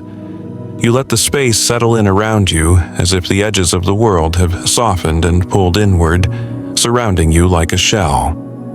As the space closes in, the sense of exposure drops. There's no longer a need to be alert to what's happening outside that boundary. The external world fades into irrelevance, and what remains is a pocket, quiet, sealed, low in stimulus. Your brain doesn't just observe that change, it responds to it. Heart rate slows. Thought pathways dim. The nervous system starts pulling back its reach, lowering its range like a light dimmer in a room with no corners. This sensation of shrinking doesn't induce panic because it's not constriction, it's containment. You're not trapped, you're tucked in. The difference is critical. Containment is chosen. It feels earned. When the mind believes it has carved out a small, controlled territory, it begins to power down everything outside of it. There's nothing left to chase, nowhere else to check. The world has narrowed to just what fits within reach. That's when the defense systems pull back and make room for stillness. And stillness, in a world that's now the size of your breath, feels not only acceptable, it feels necessary. Thoughts no longer bounce across space. They settle. Your attention no longer expands. It folds. The shrinking room trick doesn't trap you. It returns you to a state the body remembers from long before adulthood, when being held, enclosed, protected, meant one thing: it's finally okay to fall asleep. Verbal disorientation. Language is one of the strongest tools the brain uses to hold on to order. It builds timelines, organizes facts, draws connections. Words are not just sound, they are structure, and the mind relies on that structure to stay alert. When sentences flow logically, with expected rhythm and direction, the brain stays locked in. It follows the trail, it holds its place. But the moment that flow stumbles, even slightly, something shifts. Verbal disorientation begins with subtle irregularities. Not mistakes, not nonsense. Just enough deviation in timing, phrasing, or meaning to make the brain stumble as it moves forward. When a sentence almost makes sense but ends too early, or lingers one word too long, the mental rhythm breaks. The brain tries to catch itself, to recenter. But if that disruption happens again and again, it doesn't just slow down, it starts letting go. This isn't confusion in the dramatic sense. It's not meant to puzzle or frustrate. It's meant to unseat, to make the mind realize that it cannot rely on the next word to match the last. The momentum of attention falters. You're no longer riding a smooth current. You're navigating shallow turns, and the effort it takes to stay with the flow becomes more than the brain wants to spend. The result is withdrawal, not from boredom, but from mental dissonance. The language isn't broken, it's slightly offbeat, and when words fall out of expected alignment, the mind gives up on trying to stay ahead of them. It stops projecting, it stops controlling. Thought begins to lag behind speech, and that delay becomes a kind of anesthesia for awareness. You stop predicting what comes next, you just let it come. This method works because the brain is conditioned to expect rhythm in communication. When rhythm is broken without becoming chaotic, it loses its power to anchor attention. There's nothing strong enough to latch onto, but nothing disruptive enough to resist. The effect is like being gently turned in circles, until forward, backward, and sideways all blur together, and the only option left is to stop tracking altogether.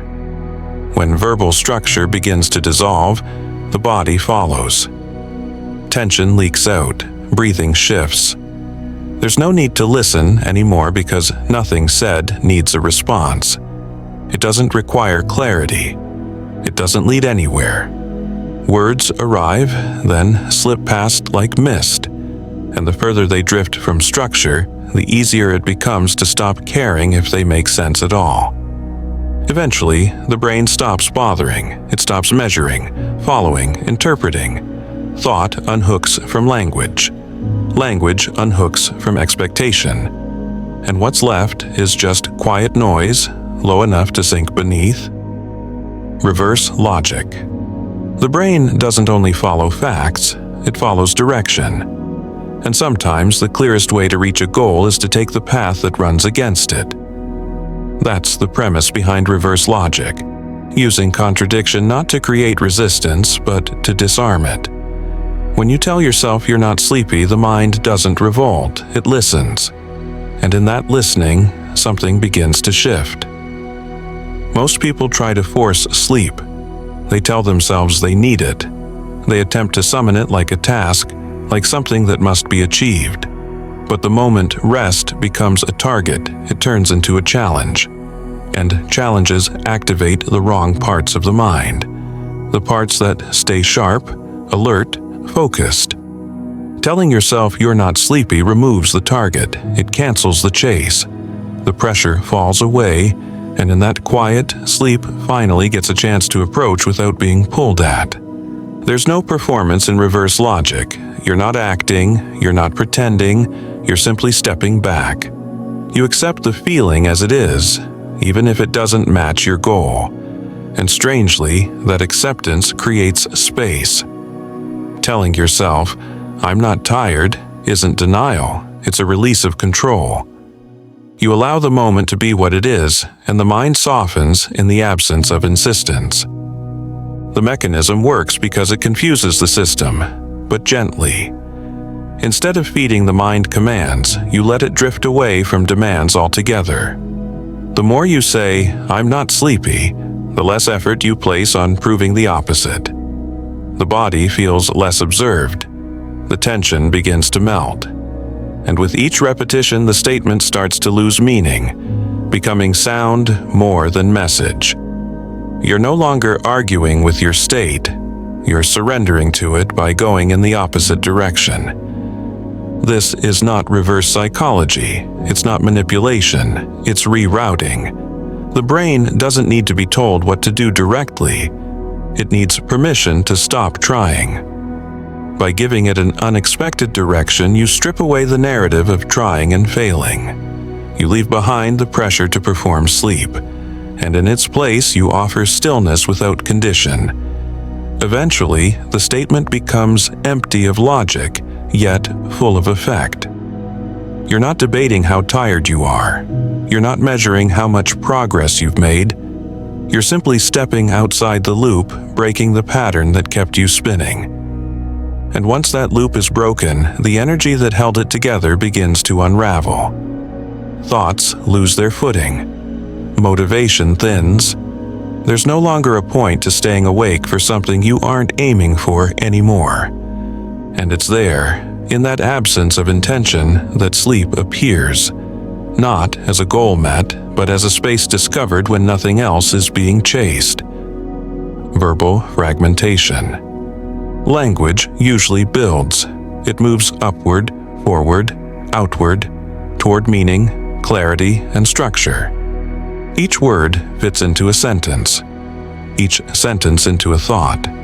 But when you begin to break that flow, when you cut it short, split it open, speak without completing, something begins to change in the way the mind engages. That's the core of verbal fragmentation. Not broken language, but incomplete delivery. Phrases that slow down, fall apart, then end before they land. This technique pulls attention in not by sharpness, but by decay. A sentence that doesn't finish properly forces the brain to pause, just slightly longer than usual, trying to fill in the gap. And when the next sentence starts with no clear link to the one before, the brain slips again. A few seconds of confusion, not enough to startle, but enough to lower the mind's grip on what it's hearing. The chain of logic snaps, the line of thinking blurs, and thought loses continuity. Fragmentation also works because it pushes the mind to adjust again and again. You're presented with a start, but no middle, a concept, but no explanation, a downward turn in tone, but no resolution. This wears out attention. Each time the brain prepares to meet a thought, it's left holding air. Over time, this unfulfilled readiness becomes fatigue. Soft, slow fatigue that feels like stepping down a staircase in the dark. You're not sure where the next step is, but you keep going. The downward nature of fragmented speech also plays a role. The tone dips, not just emotionally, but structurally. It feels like thoughts are sinking, slowing, fading just before they find meaning. It becomes harder to track, not because the content is complex, but because the form has eroded. There is no cadence to follow, no peak to anticipate. It all drifts lower, softer, slower, and the brain follows. Its usual clarity starts to blur. The lines between words loosen. What begins as thought becomes suggestion, and what begins as suggestion becomes tone. The words stop working as signposts. They stop organizing awareness. They dissolve into a murmur of soft corners and downward turns. And once the structure of language collapses, so does the mind's need to interact with it. Verbal fragmentation doesn't command the mind to shut down. It lulls it into not caring. It strips away the feeling that something important is being said. And when nothing feels urgent, nothing asks to be remembered. Focus no longer matters. Understanding no longer matters. Only the rhythm remains, and that rhythm is already slipping downward, pulling thought with it, into the place where silence finally takes over. Body scan without purpose. People are trained to focus for a reason. Every glance, every thought, every movement usually comes with a goal. Solve something, avoid something, get somewhere. That same structure follows into how people treat their own bodies. Aches are addressed to be fixed. Movements are calculated to be efficient. Attention is paid to the body only when something demands it. But something changes when you remove purpose from attention. When you scan the body without trying to fix or understand it, the experience rewires how awareness functions. Most people never stop to notice the small mechanics of their own physical state. Not because they don't care, but because they're not told to. They check for pain, tension, tightness, or posture only when discomfort arises. The rest of the time, the body functions on borrowed silence. But when you begin to bring awareness to each part, slowly, without a checklist to complete or a problem to solve, a strange kind of fatigue begins to build. Not in the muscles, but in the focus. Scanning your body without a purpose doesn't sharpen concentration, it erodes it. Start with your fingers. You feel them simply because you choose to. Not because something hurts, not because anything is wrong. Just because they exist. You sit with that thought. You move on to your forearms. You let awareness sit there too, not touching, not adjusting, just acknowledging, and so on. Each step adds nothing except more attention, layered without meaning. And the brain, so used to function-based awareness, begins to tire from the effort. This kind of mental fatigue isn't frustration. It's a gentle, silent burn behind the eyes, a weariness from trying to stay engaged in something that offers no feedback. You aren't building anything. You aren't reaching an insight. You're not tracking improvement. You're simply noticing without needing a reason. And the more you do that, the more focus begins to fray. This tactic disarms productivity instincts. There's nothing here to optimize. You're just scanning through your own structure. feeling your knees, your shoulders, your scalp, your jaw. Not to check for problems, not to correct posture, just to watch. And the longer the mind does this, the more bored it becomes with its own effort. Not because it failed, but because it was never given a mission. Eventually, what remains isn't deep focus, but mental static. Attention burns itself out on neutral ground. It isn't an overload, it's attrition. Because awareness, when denied an objective, cannot sustain itself forever. The brain quietly shifts from engagement to detachment. Thought slips, tension unhooks, and the body continues being what it was, only now, without anyone watching it work. Intentional muscle ignorance. The human body is filled with microsignals. At any moment, a dozen tiny sensations are being transmitted to the brain. Pressure on your feet, a tightness in your neck, heat near your ears. It happens constantly. Most of the time, those signals are filtered out automatically. But the moment you bring one of them into awareness, your brain locks onto it like a target. You shift your weight, you stretch, you adjust. It's a loop. Awareness leads to correction. But what happens when you reverse the process? When you consciously tell the brain to ignore a part of the body? That's where intentional muscle ignorance begins. You start by noticing a single area, not to observe it, but to reject it. You tell yourself, don't listen to this hand. Don't register the sensation in this foot. Not forcefully, not with tension, just with quiet disregard. The brain, surprisingly, listens, because selective attention is something it's designed to do. But in this case, you're not redirecting focus to something else. You're letting that area fall off the map entirely. What follows is not numbness, it's disconnection. The body part still exists, but the mental thread tying you to it begins to thin. You're not suppressing sensation, you're deprioritizing it, like closing a background app. The data is still there, but no effort is spent retrieving it. And the more areas you remove from the map, the more the brain starts losing a sense of physical presence. This isn't detachment through meditation. It's an active sensory triage.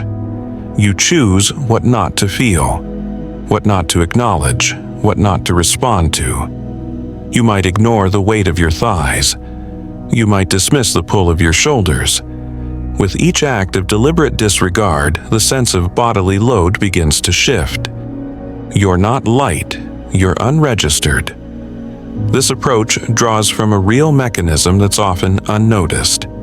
People ignore pain every day through distraction. They walk on sore feet, lift with aching backs, sleep on stiff necks, all because attention was focused elsewhere. But what's different here is that you're not distracted, you're intentional. You're telling the brain, piece by piece, to stop listening. Not because of fear or denial or urgency, just because it can. And once enough pieces are silenced, the experience of embodiment changes. You're still here, still breathing, but you're not actively participating in the physical cues that normally keep you grounded. There's no anchor in the jaw, no buzz in the fingertips, no heaviness in the back. These aren't gone, they're just set aside. And when the mind recognizes how little of the body it's attending to, it starts to pull further inward, not toward insight, but into a space where there's simply less to manage. In a world where most people obsess over every twitch, every posture, every cue from the body, this reversal is liberating. Not because it gives you power, but because it gives you quiet. For once, the body speaks, and the brain decides not to answer. Floating limbs illusion. There's a quiet truth about the body most people never question. Weight is more than physics, it's perception. You carry your arms, your legs, your posture not just in muscle but in awareness. The body feels heavy when it's being held by attention. And lightness doesn't come from lifting. It comes from letting go of that attention entirely. That's the entry point into the floating limbs illusion. The experience of no longer feeling the weight of your own body because your mind stops anchoring it. This isn't about levitation. It's not magic or trickery. It's a biological shift in how the nervous system processes presence. Your arm weighs what it weighs, but that's not what determines how you feel it. What defines the sensation is how frequently your brain checks in with that limb, how often it asks for updates, measures position, monitors pressure. When you interrupt that check-in system, when you mentally unhook from the task of holding your body, you begin to feel something different. Not lighter in muscle, lighter in meaning. The illusion starts subtly. You stop adjusting. You stop thinking about where your hand is. You don't flex, you don't stretch. You just leave it where it is and act as if it's no longer your job to support it. This alone disrupts the signal loop between brain and body. Without regular reinforcement, the brain begins to forget that part is under its watch. It stops scanning, it stops expecting movement, and that pause leads to a type of disappearance. It's not numbness. You could move the limb at any moment. You're not paralyzed. What you feel is absence, the absence of obligation to carry something that's always been assumed. There's a memory stored in the nervous system of being carried. First as an infant, later when injured, sometimes just when resting. That memory isn't conscious, but it can be accessed when you stop insisting on control. When you stop telling your body what to do and let it rest without orders. When several limbs begin to lose that felt weight. When you mentally detach from your legs, your shoulders, your arms. A strange form of freedom emerges. You're still grounded, still here. But the pressure of owning your body recedes. And in that distance, the nervous system softens.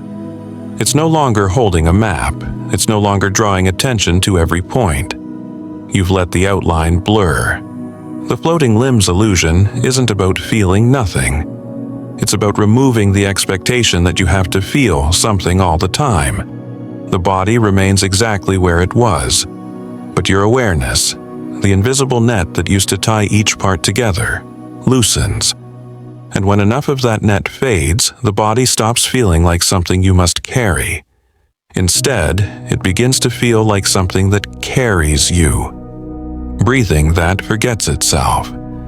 Breathing is one of the few bodily functions that walks a tightrope between conscious and unconscious control. You can take it over when you want to. Speed it up, slow it down. But the moment you forget it's happening, it continues without complaint. That makes it unique. A system that works both with and without your awareness. And the interesting part is what happens when you guide it just long enough to let it go completely. When breathing becomes so steady, so self-sufficient, the mind stops checking in on it. It forgets to manage it. And in that forgetting, something remarkable happens. People tend to overthink breath when they're trying to relax. They monitor each inhale, judge each exhale, count, correct, analyze. It becomes another task, another measurement. But the truth is, breath doesn't need you to supervise it.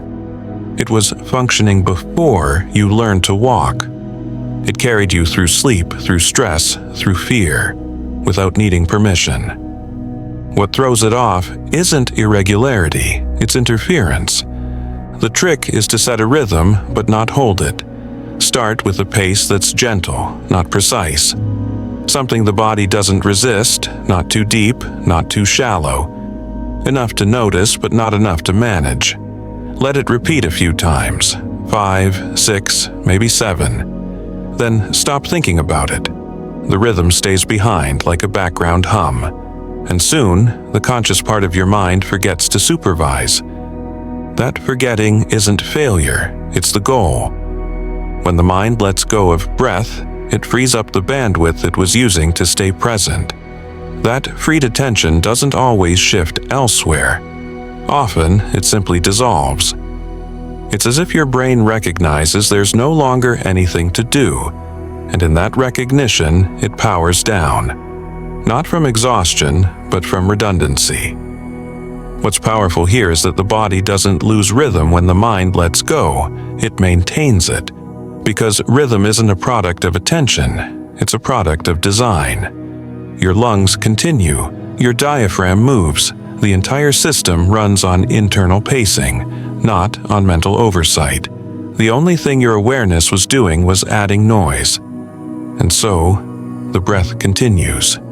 Quietly, steadily, independently. And the part of your brain that thought it needed to stay involved starts stepping away. No stress, no decision, just release. And once that system has been trusted to run on its own, the mind has one less tether, one less duty, one less reason to stay on guard. Breathing that forgets itself is not empty, it's complete. It marks the moment where control is no longer required, and where awareness, for once, is allowed to drift without consequence. Delayed. Blink response. Every second, your eyes are making decisions on your behalf. Blinking isn't a choice most of the time, it's a reflex. It clears debris, moistens the cornea, resets the visual input, but under the surface, it does something more subtle. It keeps your alert system calibrated. When the blink cycle is consistent, the brain assumes everything is functioning normally. But when you start to delay your blinks, hold them off intentionally, the calibration falters. The brain notices something is wrong, but it can't explain what. That confusion, so small it barely registers, is enough to cause a deeper shift. Think of the last time you tried not to blink. Whether you were staring in concentration or just testing your focus, there comes a point where your eyes start to protest. Not violently, just enough to remind you that you're interfering with a built-in pattern. That protest isn't just physical discomfort, it's the brain flagging an error in rhythm. And rhythm is everything when it comes to staying alert. When you delay your blink, the brain compensates by widening awareness. It starts to prepare for a reason, scanning for threat, adjusting posture, increasing micro-tension in the face. But when the delay continues without context, no reason, no reward, the system hits a kind of static. It doesn't know whether to stay vigilant or to pull back. That indecision builds internal friction, and over time, friction becomes fatigue. What's interesting is that the longer you hold off the blink, the more the body becomes involved in regulating attention. Your facial muscles subtly tighten. The mind starts creating a loop around the discomfort. And yet, no clear signal is arriving. This loop doesn't resolve. It keeps turning. And that turning erodes energy, not sharply, but steadily. You're not exhausting yourself physically. You're just using your cognitive gears in a space where they're not needed. Once the blink finally comes, it lands harder than usual.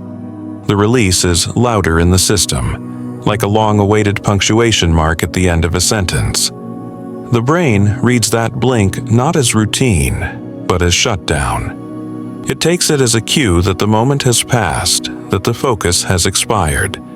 And that triggers a cascade, not of alarm, but of disengagement. The eyes slow, movement becomes less necessary, thought thins out. By delaying a blink, you delay a resolution. But the cost of that delay accumulates until the system starts shedding effort altogether. The moment that delay is released, the reward isn't clarity, it's stillness. Not because you found what you were looking for, but because the act of waiting for nothing finally told the mind. There's no reason to keep watching. The unmoving eye effect. There's an ancient response buried in the nervous system, something deeper than sight, older than language. When the eyes fix on one point and refuse to shift, the brain begins to draw conclusions. not about what it sees, but about what it no longer needs to see. The stillness of vision sends a signal that nothing is changing. No movement, no surprise, no demand for reaction. And when the visual system stops updating, everything else begins to follow. The eyes are the front line of perception. They feed the brain a constant flow of micro-adjustments, scanning the room, checking shadows, noticing flickers. Even when you're not paying attention, they're working. But when you ask them to stop, when you hold your gaze in one place and let it go flat, a shift begins. The brain begins to interpret the lack of movement as stillness in the environment. And stillness, over time, means safety. Safety means no need to prepare, no need to track, no reason to stay engaged. This behavior isn't learned, it's inherited. In the animal world, still eyes mean something different than alert ones. Predators lock on before they leap. Prey freeze when they hope not to be seen. But in both cases, the lack of eye movement tells the body to adjust its internal state. Humans retain that programming. And when you focus on a single, unmoving point, especially in low light or darkness, the brain begins reducing stimulation in the background. What's not moving becomes less important. What isn't being tracked starts to fade. The longer the eyes hold their position, the more the internal systems comply. Breathing shallows. Thought slows. Muscle tone begins to settle into inactivity. Not because you're bored, not because you're tired, but because the information stream has gone quiet.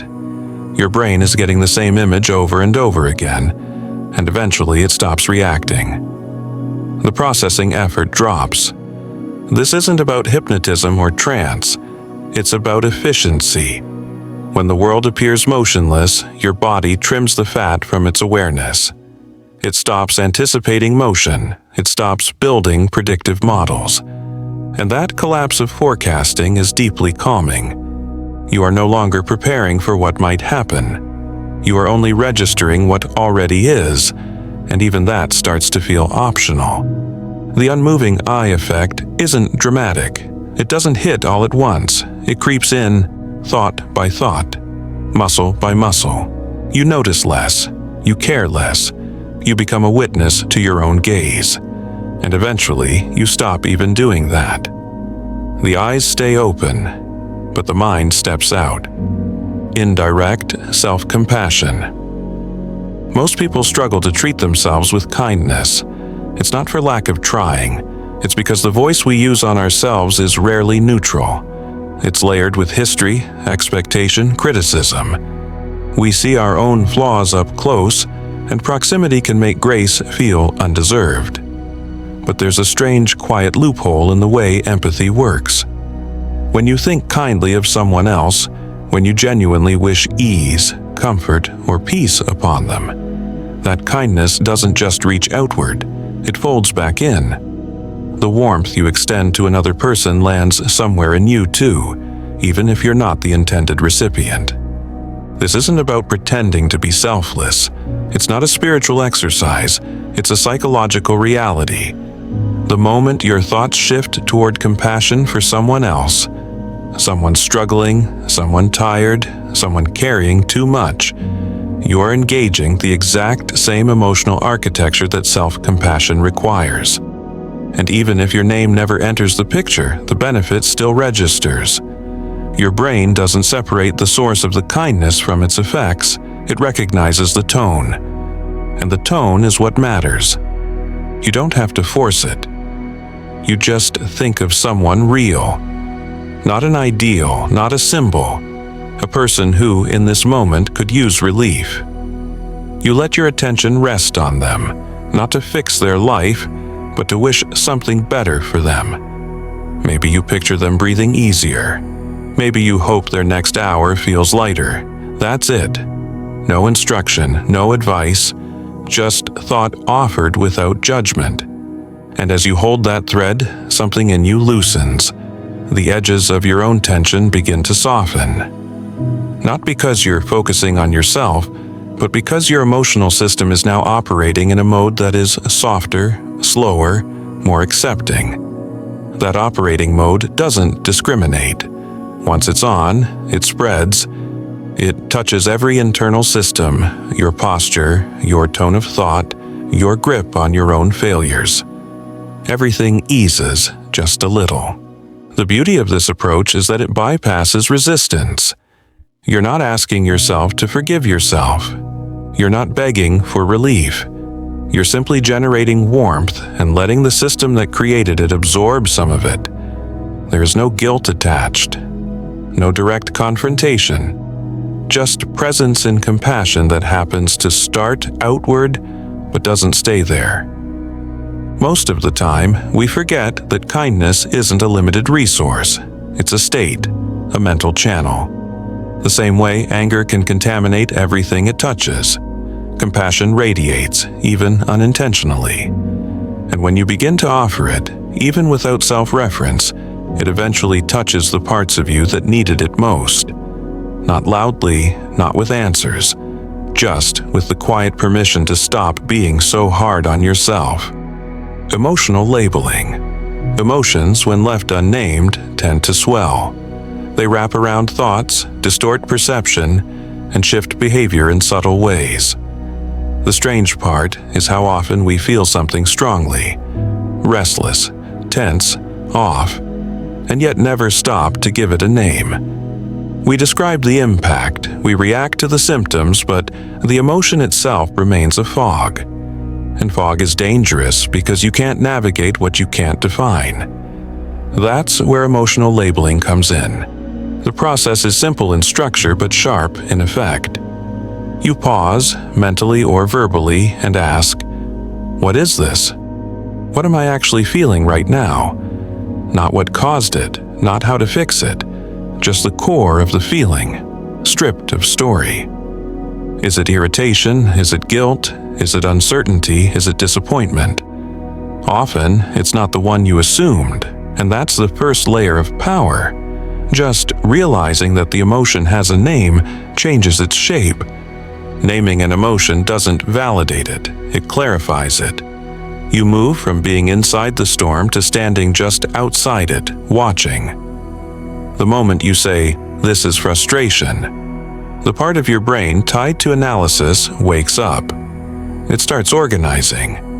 Not because it wants control, but because language brings boundaries, and boundaries turn chaos into data. You can feel something intensely and still give it shape, and that shape limits its ability to consume everything around it. It's also worth noting that mislabeling an emotion keeps it active longer. Calling anxiety tiredness might push it deeper. Calling sadness anger might fuel the wrong response. But when you get it right, when you name the emotion accurately, you remove ambiguity. The mind no longer needs to search for the source or anticipate the worst. It has what it was looking for: recognition. And once recognition happens, the urgency drops. You're no longer battling a vague storm, you're dealing with something known. That knowledge doesn't remove the feeling, but it shortens its reach. You're not being dragged anymore, you're walking beside it. It's not about solving the emotion, it's about reducing its noise. Giving it a title, even a quiet one, lowers the internal volume. This is especially true in moments when your mind wants to escape, when distraction seems easier than confrontation. But avoidance stretches emotion longer. Labeling doesn't require engagement. It only requires honesty, a silent acknowledgement. This is what I'm feeling. This is its name. And often, that alone is enough to break the loop. Naming a feeling is a form of control that doesn't try to dominate. It's simply choosing clarity over confusion. And clarity, even in its smallest dose, always reduces the emotional weight you're carrying, even if just enough to let the next moment begin with something lighter. Silent gratitude loop. Gratitude isn't always loud. It doesn't need celebration or declaration. It doesn't demand journaling or lists. At its core, it's a shift in where the mind decides to settle.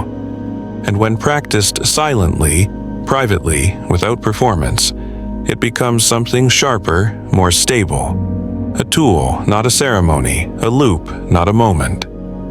The silent gratitude loop is not a ritual. It's a cognitive pattern, a rhythm the brain learns to step into, where appreciation repeats just beneath conscious thought. It begins with one simple observation. Not grand, not poetic, just real, something working, something present, something not broken. The texture of a shirt, the warmth of a breath, the fact that your knees held you up today. Nothing to prove, just noted. And from there, another one comes, then another.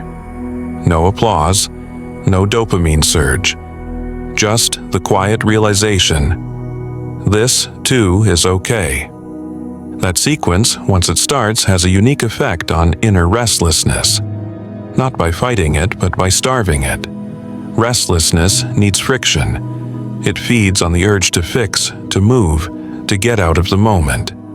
But gratitude, especially the silent kind, grounds you so fully in what is already functioning that there's nowhere left to run. The urgency fades. Not because anything has changed, but because appreciation doesn't coexist well with anxiety. One of them gives, and usually it's not the gratitude. There's no need to search hard for things to be thankful for. That search misses the point. The power is in noticing without chasing.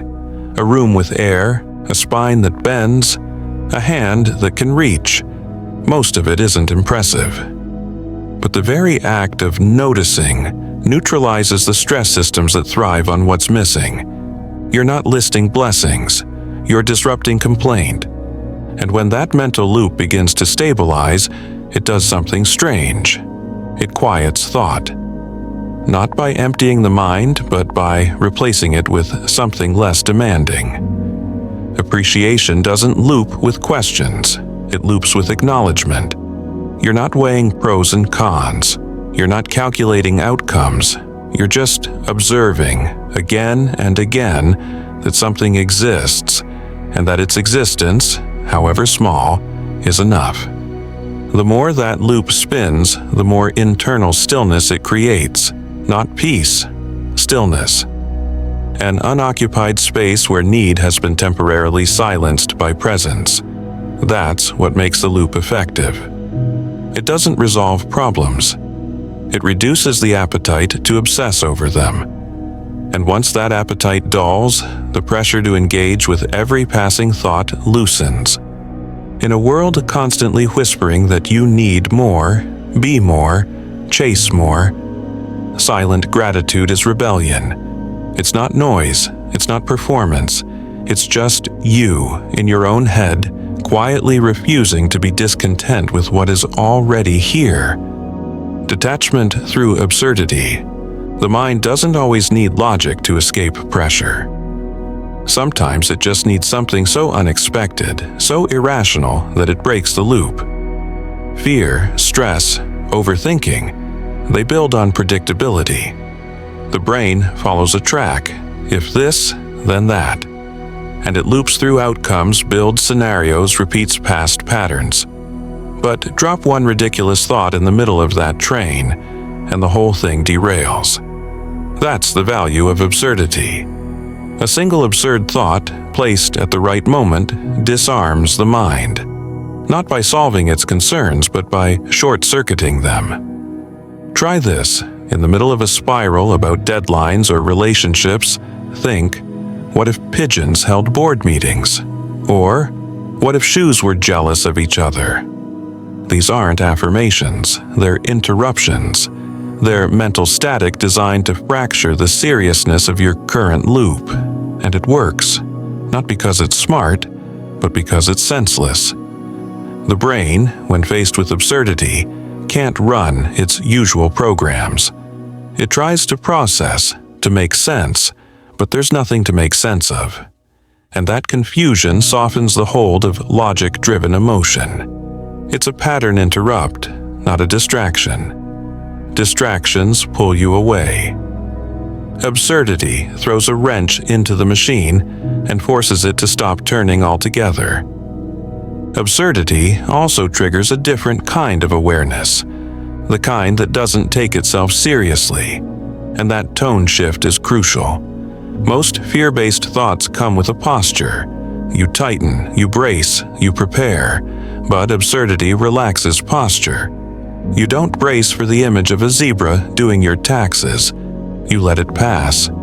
It opens a pocket of detachment where the stakes feel artificial and the weight of the moment thins. People underestimate the power of nonsense because they think it lacks purpose. But absurdity is not random, it's strategic. It creates contrast. And contrast is how the brain resets.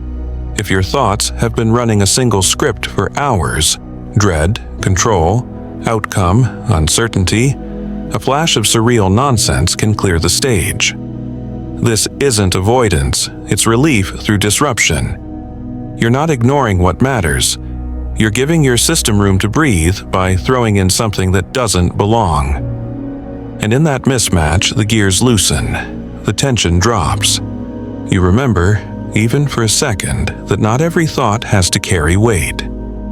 Absurdity restores balance by tipping the scale too far in the other direction, then letting it fall back naturally. It's a reset button, not for clarity, but for calm. Because once the mind realizes it doesn't have to grip every moment with seriousness, it finally opens its hand. The vanishing you principle. There's a subtle but powerful truth about human experience. Most of the tension we carry isn't in the situation itself. It's in our role within it. We assign ourselves as the main character in every interaction, every worry, every plan. And from that position, everything feels heavier. The stakes feel higher. The mistakes feel personal. But when you temporarily unseat yourself from that role, when you stop being the main player and start seeing yourself as a passive observer, the weight shifts. That's the core of the vanishing you principle. You're not disappearing from existence, you're just changing your placement in the story. Instead of narrating, solving, defending, or anticipating, you drift into the background. You stop managing the experience. You stop sculpting your reactions. You stop being the one who has to keep everything together. For a brief time, you're not the thinker, the doer, or the center. You're just the background presence that sees it unfold. That shift is tiny, but the relief it offers is immediate. Daily life rarely offers this detachment. You wake up as yourself. You argue, eat, walk, remember, and plan as yourself. You respond to everything from the position of being in it. Even rest is filtered through personal responsibility. Am I doing enough to unwind? Am I relaxing the right way? The very act of trying to be better at being yourself adds pressure. But what if you release the need to be you at all, even for a moment? Not in a dramatic way, not existentially, just functionally. This principle operates on simplicity. You're not gone, you're just paused. Instead of crafting your reactions or thinking through identity, you act as though you're a passenger inside your own system. No steering, no defending, no measuring the experience. You just exist, without effort, without character. And what makes this work is the absence of self-correction. When you remove the you who needs to judge, optimize, or explain anything, you also remove the part that resists. Resistance comes from identity. I should feel better. I shouldn't think that. But if the I is on a break, there's no judgment left. There's only the passing of thought, movement, sensation. No ownership, no control, just occurrence. You don't need to make sense of it. That's the point. The brain runs quieter when it's not performing as a personality, when it's not narrating every internal moment. The you that usually holds everything together. Perception, standards, reactions, steps off stage. And in that stillness, tension unhooks itself. Because there's no one left trying to manage the pressure. Letting the you vanish isn't a loss of self. It's a shift of perspective. From the spotlight to the shadows. From the one pushing forward to the one standing off to the side, watching the push dissolve. And once that shift is made, even briefly, the system learns that it can function without force. Thought doesn't stop, but its urgency fades, and what remains is a life still unfolding, but without you gripping it so tightly. The self-observation fade out. Observation is a double-edged tool. When turned outward, it offers clarity, but turned inward, it can become exhausting. Watching yourself, your feelings, your reactions, your thoughts can trap you in a loop of endless evaluation. You start to monitor your own presence, as if standing beside yourself with a clipboard, waiting to critique every detail. But what if you go even further out? What if, instead of watching yourself, you become the one who watches the watcher? That's the essence of the self-observation fade out. Not self-awareness, not reflection. It's distance without feedback. You aren't adjusting, you aren't thinking. You're just viewing yourself the way you'd watch a stranger pass by on the street. There's no investment, no narrative, no need to interfere. You become aware of yourself as a shape in space, doing what it does. Breathing, existing, drifting, and nothing more. This shift creates a disconnection between intention and identity. You're no longer the driver. You're not even the passenger. You're the camera mounted on a wall, watching the entire vehicle roll forward without needing to know where it's going. No judgment, no plan, just footage. And the longer you stay in that camera's view, the less relevant the internal chatter becomes. Thoughts may still arise, but they're happening to that person over there, the one you're watching. And because you've stepped out of the scene, the brain starts to power down its commentary. It has nothing left to advise. You're not acting. You're not reacting. You're not even trying to understand what's happening. You're just seeing. And what you're seeing doesn't demand anything from you. Not analysis, not meaning, not control. This kind of detachment is rare because the mind is conditioned to be involved. But the moment you stop trying to direct the moment, even internally, you create an opening. The body becomes lighter because you're no longer attached to how it's behaving. The thoughts become quieter because you're not trying to shape their outcome. Even the breath feels less regulated because you've stepped back far enough to let it be. In the deepest moments of this observation, the I starts to dissolve. Not in a metaphysical sense, but in a mechanical one. The sense of ownership over experience begins to blur. You don't need to make anything happen. You don't need to be anyone. You're just the one seeing it all from a distance. And that distance becomes the doorway to stillness. This isn't escape. It's presence without responsibility. Awareness without interference. You watch, and in doing so, the system no longer spins for your approval. It continues without you. And in that rare state, where self dissolves into perception, the mind finally finds a place where nothing is required. And in that nothing, everything softens.